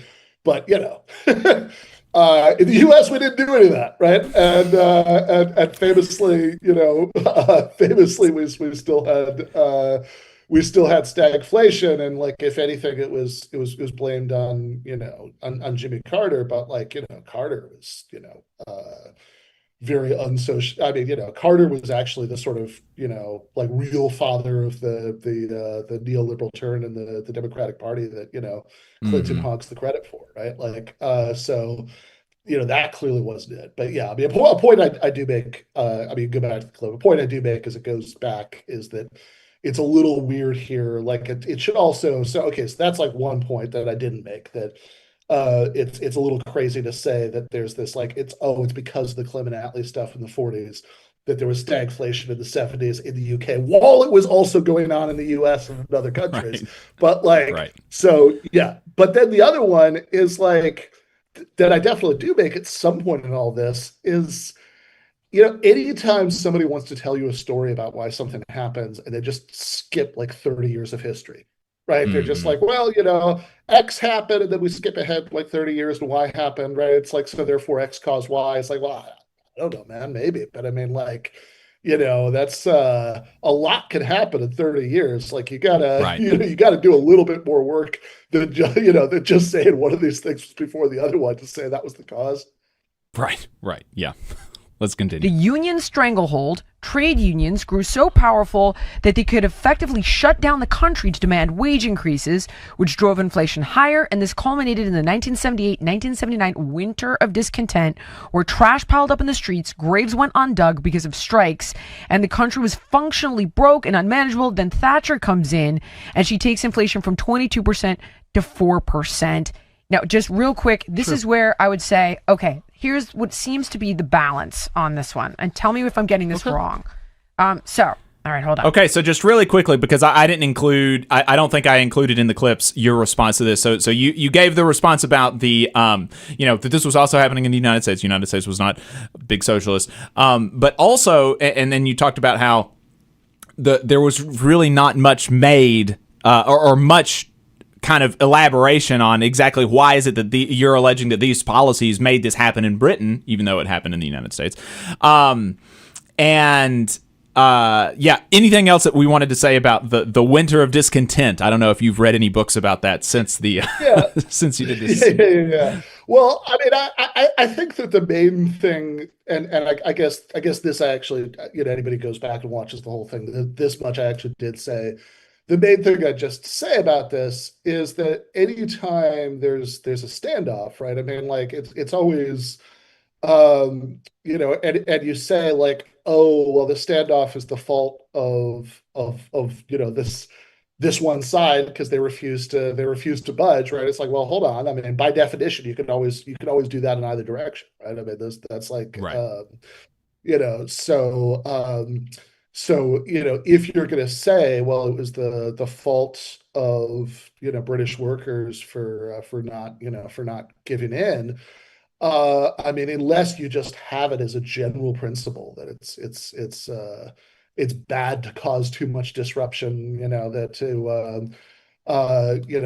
like by going on strike, or, it's like, or you should just like always do, what management says, then like, yeah, I mean, I think to make that case, what you'd have to do is like dig in. Okay, well, what were they asking for? Was it unreasonable? Was like, because like, yeah, you could just as easily say, well, okay, like, why didn't the government, cave, right? I mean, like as like if you're going to say, well, it's bad because trash was piled up on the street because the workers didn't cave. I mean, why not say that it's bad. Trash was piled up in the street because the people that were negotiating with didn't cave. And, I think like aside from the kind of general, like the specifics of this particular thing, I mean, I think that it's just generally like the bigger picture thing here is when you say, oh, look at all this disruption, that's bad. But it's like, okay, but as long as we're living in a capitalist system, so workers don't own the places that they're working, right? They don't run them themselves. Somebody else does. then, like what levers of power do you have, right? As a working class person, in other words, as the majority of society. I mean, the levers of power you have, maybe, you could just quit, and maybe if you have like some super rare valuable skills, that'll do something. But most people, most of the time, it won't. It's always, even for people who are highly skilled, it's always easier to replace one person, right? Than for that person to replace their livelihood. Otherwise, it's constant disruption. It's your ability to disrupt the process by withdrawing your labor. That's the only power most people have under this system. So if you're just going to demonize that, it's like, yeah, that ability to have trash pile up in the street because nobody's collected it, right? I mean, that is the source of power of the majority of society under this system, right? That's without our brain and muscle, not a single wheel can turn, right? I mean, like that's the whole premise. And like, if you're just gonna say that's innately bad, that seems to me like you're saying that most people should just shut up and take it. Right. Let's round out this clip one. Down Is that it road. difficult to organize unions? Oh yeah. Gosh. Hold on. So unions, right? If they get too strong, it protects shitty workers. I've seen this with my kids' teachers, and it's like last in, first out, which really sucks because some of these young teachers who are reinvigorated, who are passionate, they're the first one out the door because of the union. I just want to pause on that because I always that's one of the things that anti-union people talk about a lot, the hitting on seniority, last in, first out. But why should it be the case that, let's say, somebody who has worked for a school system for 30 years, is close to retirement, is sure maybe not as quote unquote vigorous as a brand new teacher? If there are layoffs, why should the person who has sacrificed 30 years of their life and is not potentially optimally productive, why should they be on the chopping block instead of a person who has only worked there for 6 months or 1 year who can more easily shift careers? I mean, that's just common. That just seems to me to be common sense. I mean, sure, maybe there are some edge cases where you can say, well, we should do this instead of that. But as a general rule, yes, seniority is good. Actually, it's good that people who, give their lives to an entity or an organization get some amount of loyalty from the entity and organization in return. I don't understand why that is. Absolutely, right. And it's not like you can't be fired for cause, right? It's just like, you're not going to be laid off first. And like, also it's I don't know. I mean, like, it also, if you want to say, like, you want the best candidates possible applying for these positions. And it's like, I don't know. I mean, like, if you imagine somebody in your life, right? If I don't know, if like my nephew, we're thinking about becoming a teacher, and we were under the system where you had no protection whatsoever for having worked there for 30 years, right? Then like, then like, yeah, I mean, I might hesitate about recommending that he do that, right? Because it's like, well, I mean, no matter how much time, you devote to this institution, I mean, you could still be thrown out at the drop of a hat, right? I mean, like, that's not, I mean, yeah, who wants that for people in their lives? And also, like, I don't know, like the way people talk about teachers unions in particular, I guess, like, full disclosure, I'm certainly a proud AFT member, but like the way people talk about teachers unions in particular just seems crazy to me, because a lot of these same people in any other context, if they're talking about like private sector CEOs, they just take it for granted that like the more stuff you give them, the more like incentivized they'll be for good performance, and for getting the most talented people to do it. But like, with teachers, it's just like, oh yeah, like, you shouldn't have to pay them more. They should just do it for the love of what they're doing. Right. You shouldn't have to provide them with any job security. So, if you pick this as a career, you're not just going to be like out in, 20 years, even if you haven't done anything wrong, just because like somebody else seems more vigorous, who just started. Like it's like, I don't know. I mean, do incentives not apply here? I mean, why wouldn't these things make those jobs less attractive to potential applicants? Like, what's the difference? Yeah. And it's also worth mentioning that, 90% of the economy is non-union, and so what are we saying that 90% of the workers at non-union facilities are all amazing? There's never been anybody who's been a poor performer at a non-union work site. I mean, it's crazy. Let's continue. Big businesses send jobs overseas when they get to be too powerful. I do think, and I know you don't like him, and I've seen a few things he's done lately that I appreciate, but I remember Bezos being like, I just want a deal. I fact check me, Fletch, and see if I'm getting this wrong, but I feel like I remember him saying he just wishes he could automate everything.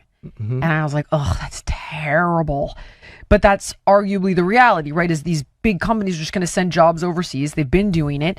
And then there's the political capture element. So one more example, during COVID, California was the last state to send kids back to school. 2 years.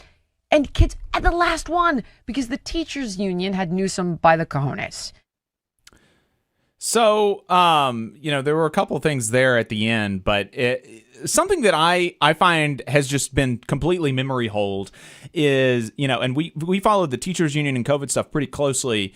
There was not a teachers union proposal that I'm aware of that said keep the schools closed indefinitely. The proposals were for mitigation measures, particularly at the beginning in the first year or so, with a high turnover of air, getting strong air filtration systems, having masking and social distancing and things like that, to make it safer to be in the schools. I'm not familiar with any proposal that was just like no school ever. The problem, kind of like you were saying, Ben, was that it takes two to tango. The management at the schools was not meeting the demands of the teachers to have a safe work environment.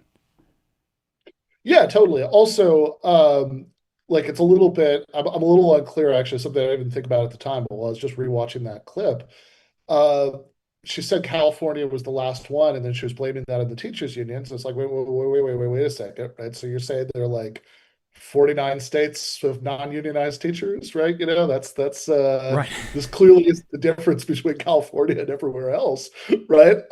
And she, and like, there's even a point, at some point later in the debate where she said something about,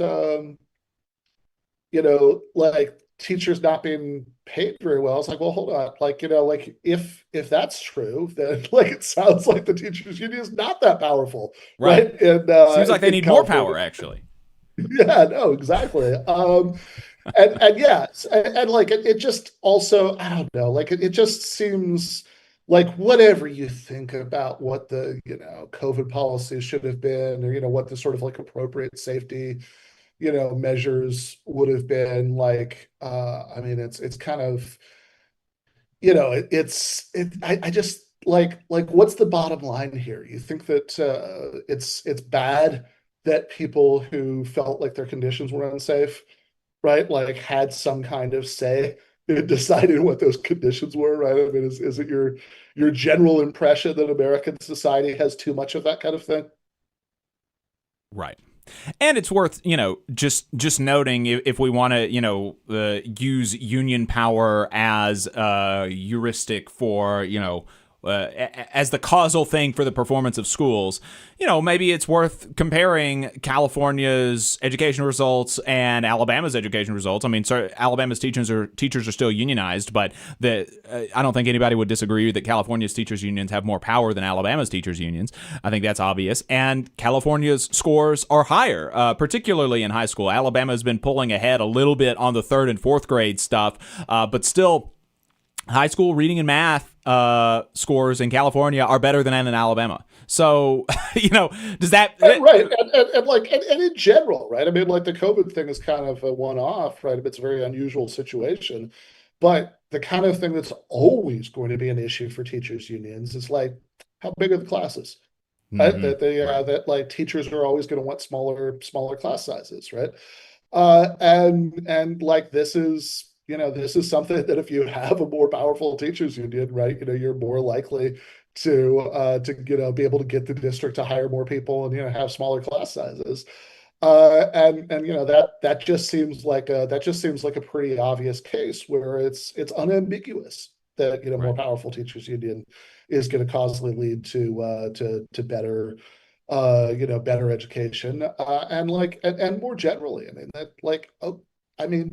if you're a teacher, then by definition this is like a cliche, it's a slogan, but it's true, right? I mean, like by definition, the conditions that you're working in are the same conditions that the students are learning in. And so if you want to be working in better conditions out of your own self-interest, then that is also in the interest of the students, right? I mean, like this I'm not saying the two could never come apart or whatever, but I mean, if we're just going to talk about like general effects on education of having the people who are directly there in the classroom teaching having more ability to shape the situation, that just sounds like a clearly good thing for the perspective of students. Right. We got another clip. Let's play clip 2. I mean, I think we have a bigger disagreement here, but if you do think that, like, you take that view that you just laid out, right? To be honest, I don't know a ton about unions. This is really what I just told you is the extent of my knowledge. Okay. I see good and I see bad, and this is where it's like, I don't know how much of a disagreement we have. You could teach me something and change my mind completely in about 5 seconds here. I seriously doubt it, but really? All right. but You'd be surprised. I changed my mind a lot. But if you, I'm big on like new information. Fair enough. That's good. But like, I think like if you do think, okay, that there's this balance you talked about, I don't really think that, and maybe we can get more into the sort of like bigger philosophical disagreement. But I just want to make one like basic point about this, which is if there is this balance, if you want unions to have a certain amount of power and not too much, whatever, then it seems to me that where we are in the United States, I have a really hard time seeing how you could look at this situation and think and think that our problem is that workers have to have too much collective power. I don't think it's our problem. I think there's the potential for that, and I saw it like when they wouldn't let kids go back to school. Or that crappy teachers take precedent over really good young ones. I experience it through my kids. That's my knowledge of this. That's about and like an understanding of the fact that auto workers unions can be corrupted. Really quickly before she talks about the auto workers unions, I wanted to flag that she's got this idea that she's got this idea of balance that she wants to try to strike, and I'm concerned about potentially it getting out of balance when it seems like she conceded that that workers do not have too much power right now, and actually bosses have too much power, and so objectively what she should be advocating for is more union power, and yet the whole time she's pushing back against the idea that unions need more power, even though it sounded like a concession there that unions don't have enough power, right? Yeah. I mean, again, if you take her basic premise, right, which obviously I know I'm a socialist, but like just whatever, just for the sake of argument, right? Take her basic premise about the balance, then yeah, I mean, if she, if she thinks, and she did kind of say in passing there, I don't think that's our problem right now. It's like, okay, well, great, right? So if here's the balance, and you don't think we've reached it yet, right? Like then we should be on the same side here. Right. Let's continue. Like I just learned about this one little fact recently. That's about the extent of my knowledge. Okay, well, what I know is I want workers to be protected. I want whistleblowers to be protected. I want them to have benefits and all of the things and not be exploited. But I also don't want them to hold my school system hostage for 2 years. So you just mentioned auto workers, and since you mentioned your personal experience with the teachers, you know, I mean, I will just mention, I mean, I grew up in mid-Michigan around a lot of people who had good lives, you know, because of the UAW, right? I mean, this is why when people talk about, you know, United Auto Workers Union. Yeah, United Auto Workers Union, right? You know, that's, you know, when people talk about bringing manufacturing back as like as a goal, even Trump talks about that, whatever, right? It's like, well, hold on, but why were those good jobs in the first place? It's not because working in a factory is innately more fun than working anywhere else. In fact, if you talk to people who work in factories, it's really not, right? You know, it can be pretty miserable and dangerous, right, in a lot of cases. But they have the reason those were good jobs is because they paid well, they had benefits, all of this stuff. And that's all because of unionization, right? And like now in this country, but then they left. That's what they did, though, Ben. Then they took their jobs for cheaper labor. Okay, so is that good? But it seems to be a reality. That's, I guess, what I'm saying. Sure, but I don't think you have to just accept that, like, that this is a reality. We just have to deal with it. You just have to give the companies what they want, because otherwise, I mean, you want to talk about hostages, right? Otherwise, they'll destroy entire communities, you know, by pulling out the source of, you know, all the jobs there. I mean, again, this is one of the reasons that I think, sure, but like that's like saying that, you know, hey, you know, this guy shot the hostages because we didn't give it into all of his demands. Therefore, what we learned from this situation, the only thing we learned from this situation is like, oh, next time we got to give in to all the demands faster, right? Like I think that there are things we could do as a society to make that, you know, to make that less likely to happen. To, you know, like, can I ask you a question? Sure. So, I mean, I think you did a really good job there, but I feel like it just like. This and I feel like this is what the commenters who are saying, well, you're not letting him finish a point. I feel like this is part of the thing that they were feeling. I felt like every time she put up something, you knocked it down, and there was not a recognition from her that it had been knocked down, and then she's like, can I go to a different question? Like it did not feel, and you brought this up several times, the idea that, okay, well, workers organized, communities organized for better and more from the people who were in charge of the society, and the people who were in charge of society basically killed the hostage. And we don't have to allow them to have guns. That's actually kind of the whole argument for a socialist, is that the capitalists have guns, metaphorically, and that's bad. And we should take them away so they can't take us hostage. That's like literally the whole argument. And there was just no engagement with that. And that was frustrating to me. Like I kept feeling like, oh, that's a really interesting thing that Ben just said. I wonder how she's going to respond to it. And then she moves on to something different. Yeah, I mean, again, it seems really wild to me to say that, you know, you just, you know, that like what you learn from this, right? If jobs are taken away in you know, Lansing and Detroit and Flint, you know, to give them, you know, to take them somewhere else, you know, where we have cheaper labor.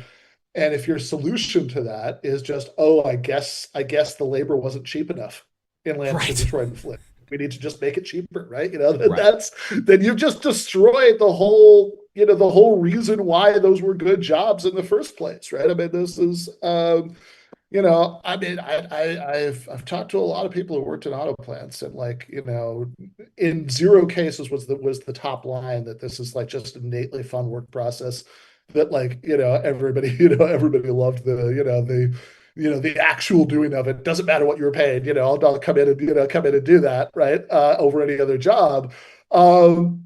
Like it's entirely about the wages and the benefits and the job security and all of those things that you had because of the UAW. So, you know, if your only solution, you know, not, you know, capital controls, right? You know, not doing things like, you know, starting to take away, you know, some of the, you know, board seats with co-determination to, you know, so the workers themselves could pick some of them. So, you know, would make it harder to get through decisions like, you know, like relocating, you know, outsourcing to another country, you know. But if the solution is just give in to all the demands, right? So the hostage taker doesn't shoot anybody, right? Then it's like, well, in that case, what's the point, right? I mean, if you just, one of the things that Jillian seems to believe is that, the tariffs are working, there's going to be reindustrialization or whatever. But it's like, even if that were true, and, I haven't seen that evidence, right? But even if that were true, like, yeah, I mean, like, it's the only reason it's better to work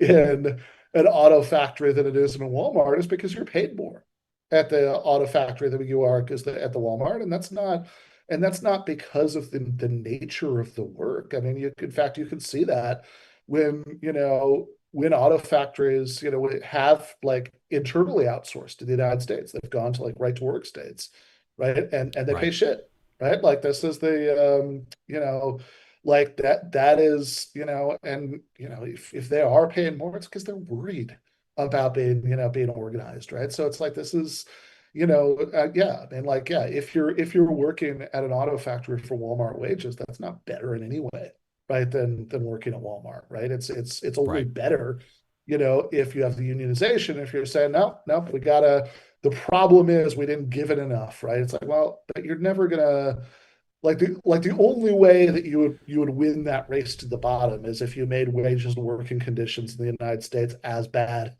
as the countries that the plants are being outsourced to, in the cases where they don't just go to a different state, they go outside of the country entirely, right? The only way, or you could do the same for within the United States, right? I mean, it's it's only the only way to make the only way to use that strategy for stopping plants from being moved to Michigan from Michigan to Alabama is to make wages and working conditions as bad in Michigan as they are in Alabama, right? The only way to make it, more attractive than, going to somewhere in the developing world is to have developing world wages and working conditions in the United States. And that doesn't help anybody, right? So we like, if you want to actually help people, then you have to approach it from the other end, right? Not like, how can we give them more so they won't punish us, right? But like, how can we take away some of their power, right? To move around, at will, right? Which, by the way, last point about this, but like, I'm not like, I think, targeted tariffs can definitely be part of that. I have no problem with that, right? Like, I think some liberals reacted to Trump, by like kind of overcorrecting to like 1990s, free traderism, that's bad, right? So people got mad at like Sean Fain for saying that, auto tariffs, had their place in this. It's like, that's fine, right? Like, I think like having indiscriminate tariffs on everything all the time doesn't really make sense, right? Like, we're gonna have like tariffs on growing coffee to protect our domestic coffee growing industry. I don't know what part of the US that would be in, but like, yeah, like, selective targeted tariffs for like to protect things like the auto industry could definitely be part of that. Co-determination, capital controls, like, you have all of these tools to deal with that. I mean, obviously, from my perspective, I think the best tool to deal with it would just be like, it's just like outright worker ownership. But but like, even if you're not prepared to embrace that, we have all these other tools to deal with it. And it's not, and if you're just not willing to contemplate any of that, right, then like the cure ends up being worse than the disease. You're just saying like, oh, we're going to protect good jobs by making them not good anymore. Right. Yeah. No, I thought you did a really good job, and you pulled on that point about tariffs where, she said that, oh, well, I think Trump is trying to address this.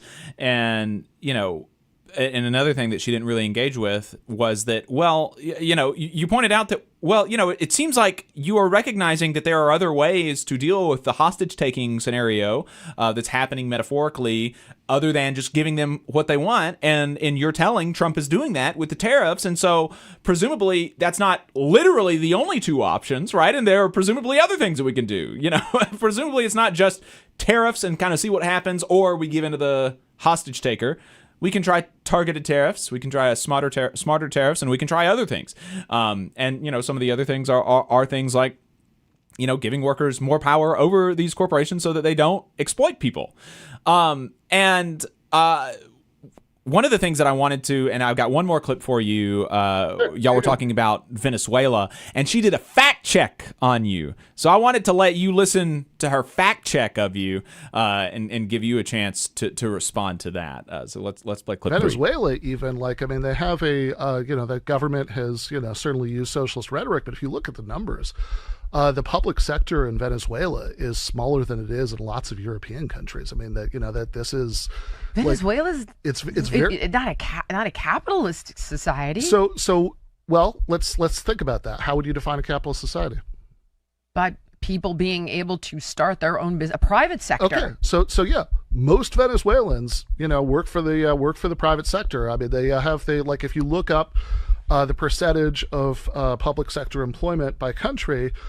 Certainly, those Nordic countries we're going to talk about all have those more are good cases. All have way more public sector employment than Venezuela has. I mean, if you want to say that there isn't. But they nationalized everything in Venezuela. Well, private farms, factories, supermarkets, strict price controls, destroyed domestic production. So they're halfway through that communists. sentence, you switch from talking about nationalization to talking about price controls. Nixon did price controls. I don't think there's anything socialist about that. Okay. I think that I think as far as nationalization, they clearly didn't nationalize everything, because if they nationalized everything, most Venezuelans would work for the public sector. That's not the case. There are fewer Venezuelans than Swedes who work for the public sector.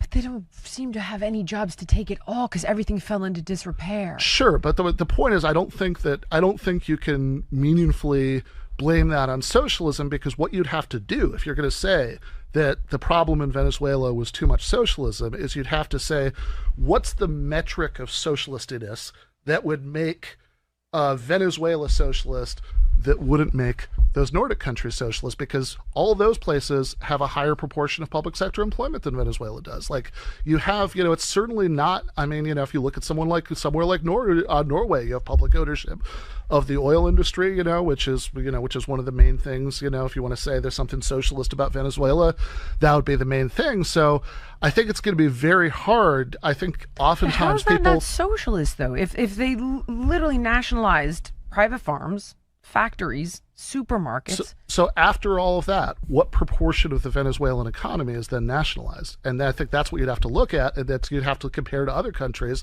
to see, am I applying the same standards to every country? Like, in other words, if Venezuela is a socialist because you have X percentage of the economy has been nationalized, then you'd have to say, okay, well, what's the percentage in Sweden? And if it's more, then how are you going to say, well, that's not socialist with more of the economy in public ownership, but Venezuela with less is? That's Is that a fact? As far as I know. I mean, if I have, look, when you put this out, right? I mean, like if I'm wrong about this, I mean, like absolutely stick something in the end, about this. But last time I looked it up, it was certainly a fact. So here's the short and sweet fact check on this. Ben is right that more people work in the private sector in Venezuela than in the Nordic countries, but there's a very key difference between the two economies. So the Venezuela economy failed because the government controlled everything that private businesses needed to survive. So even though people work in the private sector, the state choked those businesses with three fatal policies: price controls, forcing businesses to sell goods below the cost of production, which caused massive shortages; seizures, arbitrarily taking over factories and farms, which destroyed all investor confidence; currency monopolies, cutting off businesses' access to foreign cash, which they needed to import raw materials. So, for example, when oil prices crashed, their domestic industry had already been too suffocated by state regulations to produce food or supplies, triggering a total economic collapse. But I do think it's imperative to mention, once again, this is also not the type of economy that Ben is advocating for. All right, Ben, what do you make of that fact check? Well, I would just say that it should have, that if it was a fact check and not just a separate argument, it should have ended about 45 seconds earlier, because the factual issue that was being checked was, is the do more Venezuelans or Swedes or Finns or Danes, Norwegians work in the public sector? And on that, the fact check found that no, it's more people in all those countries than it is in Venezuela, right? And she goes on to blame, in like the rest of the fact check, like after the fact check part of the fact check, she goes on to say, oh, here are a bunch of other policies in Venezuela that were bad for the economy, but that's fine. That's neither here nor there. I mean, all of that, for the sake of argument, could be completely correct, right? And it would still be the case that the actual, like if what you mean by socialism is some form of public or collective, ownership of the means of production of, like some sort of public or collective ownership of businesses, um, then Venezuela is just objectively less socialist than any of the Nordics, which are obviously, all very successful economies. Now, people often say, oh, the Nordics are capitalist. No, I mean, I actually agree with that. I think they are still fundamentally capitalist countries. They're capitalist countries that have, adopted some socialist policies. They've administered some doses of socialism within a basically capitalist framework. One way to think about that is they've taken some much longer steps on a democratic socialist path than any other countries in the world have, but they haven't gone there yet. They haven't gone past capitalism. Shameless plug for the blueprint coming out this fall, my book with Bhaskar Sankara and Mike Beggs, where we talk about what going further than the Nordic model might look like. But like, look, if you want to say, well, those are still capitalist, then you have to say, Venezuela is still capitalist. If it's just binary, it's capitalist or it's not. These are all capitalist countries. And if you want to talk about socialism coming in degrees, then it's like, okay, well, the degree that sounds relevant would seem to be how much of the means of production, right? How much of those factories, farms, grocery stores, et cetera, are under some form of public or collective ownership, versus owned by private capitalists. And if that's what you mean, Venezuela is just objectively less socialist than those other places. And in fact, I would point out when she says in the fact check, oh, okay, granted, Venezuela is less socialist in terms of the actual degree of public ownership than any of the Nordics are, but also it's the price controls and these other things that are doing it. Well, all of those things she's talking about are forms of trying to get the results that you want from regulating what private businesses do. Those are by definition things that you're doing because it, so much of the economy is still capitalist that, you're, rather than just the Venezuelan state owning that or the workers themselves owning it or some combination or whatever, right? Like rather than any of that, it's still some private capitalist owning it. And, you're just putting in regulations to say like what they can do and, what they can't do, which of course every capitalist country does. The United States certainly does it. If you want to say that in Venezuela, they were doing it in really ham-handed ways and, and it had bad economic effects. I mean, I'm not going to argue, I'm not going to argue that case. I'm not here to, like make the argument that the Maduro government was like a model of like good economic governance, right? I mean, like my point is just like, if you want to talk about socialism, right, then either none of these countries are relevant because none of them are like all the way socialist, or if you want to talk about socialism in degrees, it is just a fact that Venezuela is less socialist than any of these other countries. So if you want to blame socialism for how bad things are in Venezuela, then I think if you want to be logically consistent, you got to credit socialism for how good things are in Norway and Denmark and Finland and Sweden. Right.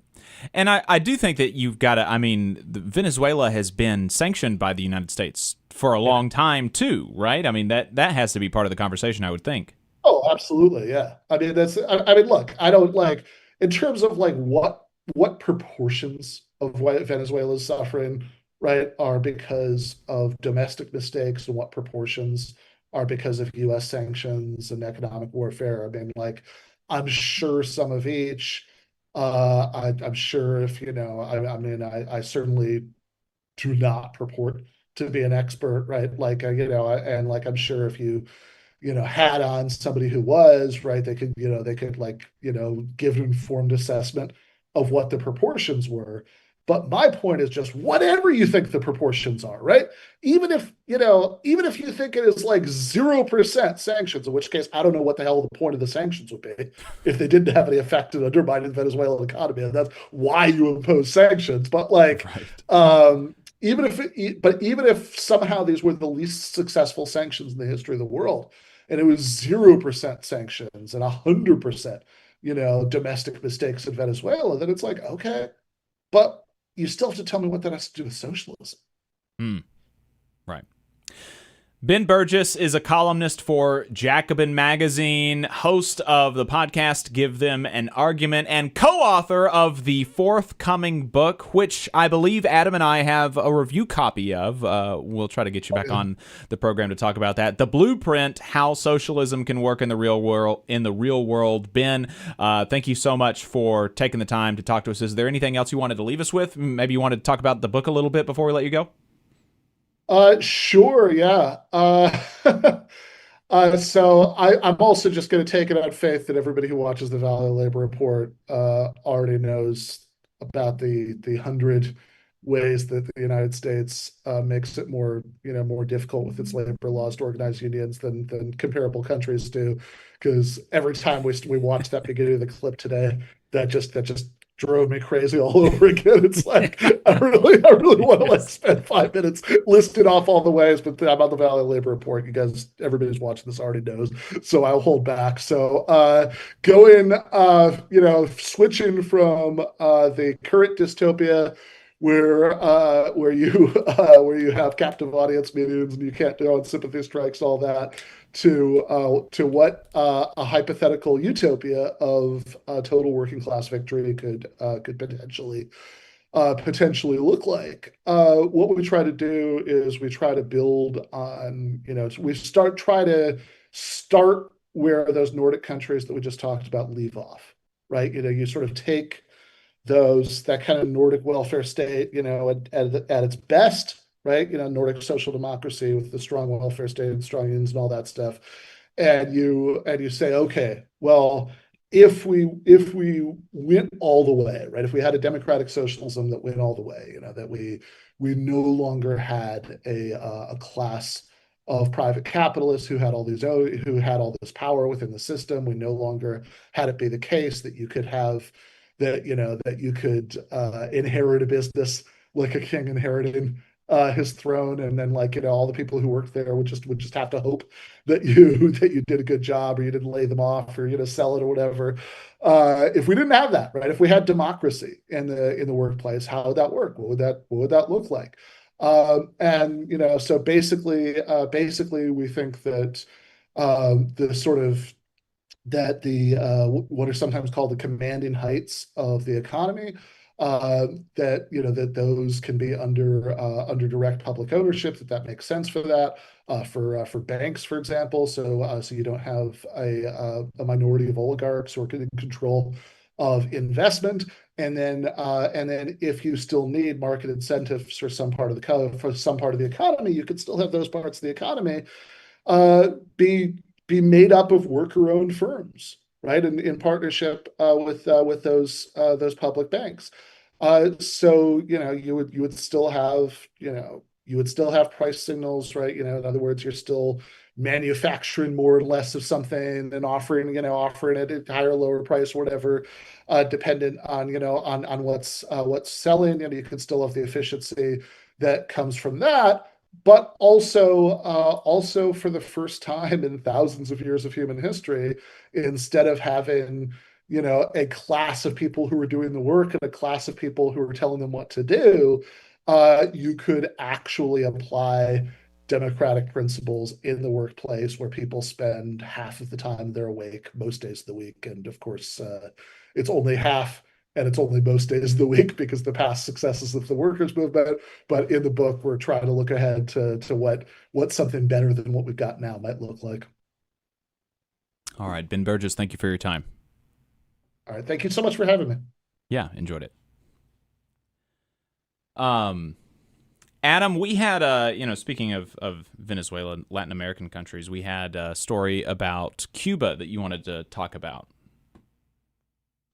Yeah, this is just a quick hit. Wanted to shout this out in large part because of our friend of the show, Chris Townsend. So I did see a news release just this past week or so from UE, United Electrical, And wanted to share that, of course, friend of the show, Chris Townsend, is a retired UE representative. He joined representatives of NNU, National Nurses United, alongside Global Health Partners, Code Pink, and 4 pro-worker members of Congress back in June, on June 30th, to denounce the U.S. blockade of Cuba. And there were about 100 people there in front of Congress, despite the 100-degree heat. Brother Townsend, who does serve on the executive committee of the International Workers Institute, which is an education initiative of the World Federation of Trade Unions. He spoke about the worldwide trade union resistance to the U.S. war on Cuba. The event was sponsored by National Nurses United, as we talked about earlier this morning. They are the largest union of registered nurses in the country. And UE actually adopted a policy on this back in August of 2025 at their 79th convention, stating that, quote, Cuba poses no economic or military threat to the U.S. Our government has no justification for the economic blockade of Cuba, which, as members of UE Local 150 who visited the island this past year learned firsthand, makes it more difficult for Cubans to access medicine, food, and essential life-giving supplies. In March, delegates to UE's Eastern Region Council meeting unanimously reaffirmed this policy, denounced the military threats against Cuba, and encouraged members to sign the Let Cuba Live petition. You can go to letcubalive.info if you would like to sign that petition or learn more. Lots of folks have already signed on to this, people you recognize like Angela Davis, actors like Mark Ruffalo, Jane Fonda. So definitely recommend that as a resource, letcubalive.info. And I wanted to just really express my appreciation to the Nurses Union and to UE for speaking out on this issue. It's criminal what is happening, what is being done to the people of Cuba. They have endured a blockade longer than we've been alive, but what has happened in the last year or so has just been incredibly devastating. So I commend UE and NNU, their partners, and of course, Brother Chris Townsend for sounding the alarm. Appreciate that. Yeah, absolutely. All right. Well, Adam, I think that gets us about to the end of the program. Did you want to get to anything else before we wrapped up? No, I don't think so. Just don't forget to like and subscribe. Give us a 5-star on your podcast app. Anything like that you can do to help us. Make sure you share some content. If there was an interview this week or a segment that you enjoyed, share that on social media. Talk to your friends about the Valley Labor Report. Next time you go to a union meeting, make sure all your brothers and sisters know about this show, because we'd love to just be a resource and a platform for worker struggles. Really enjoyed hearing that brother from Texas this morning and hearing about the strike. And those are the kind of stories that, you're not going to hear on the average radio show, the average talk show. And, what we're trying to do, particularly here in the South, is provide that alternative message that solidarity is better than division. And we really can make a better world and a better country and a better state, better region, when working people unite and come together around our common interests. So appreciate all the support. Thanks everyone for tuning in this weekend, and look forward to next week. All right. That's it for us. See you then.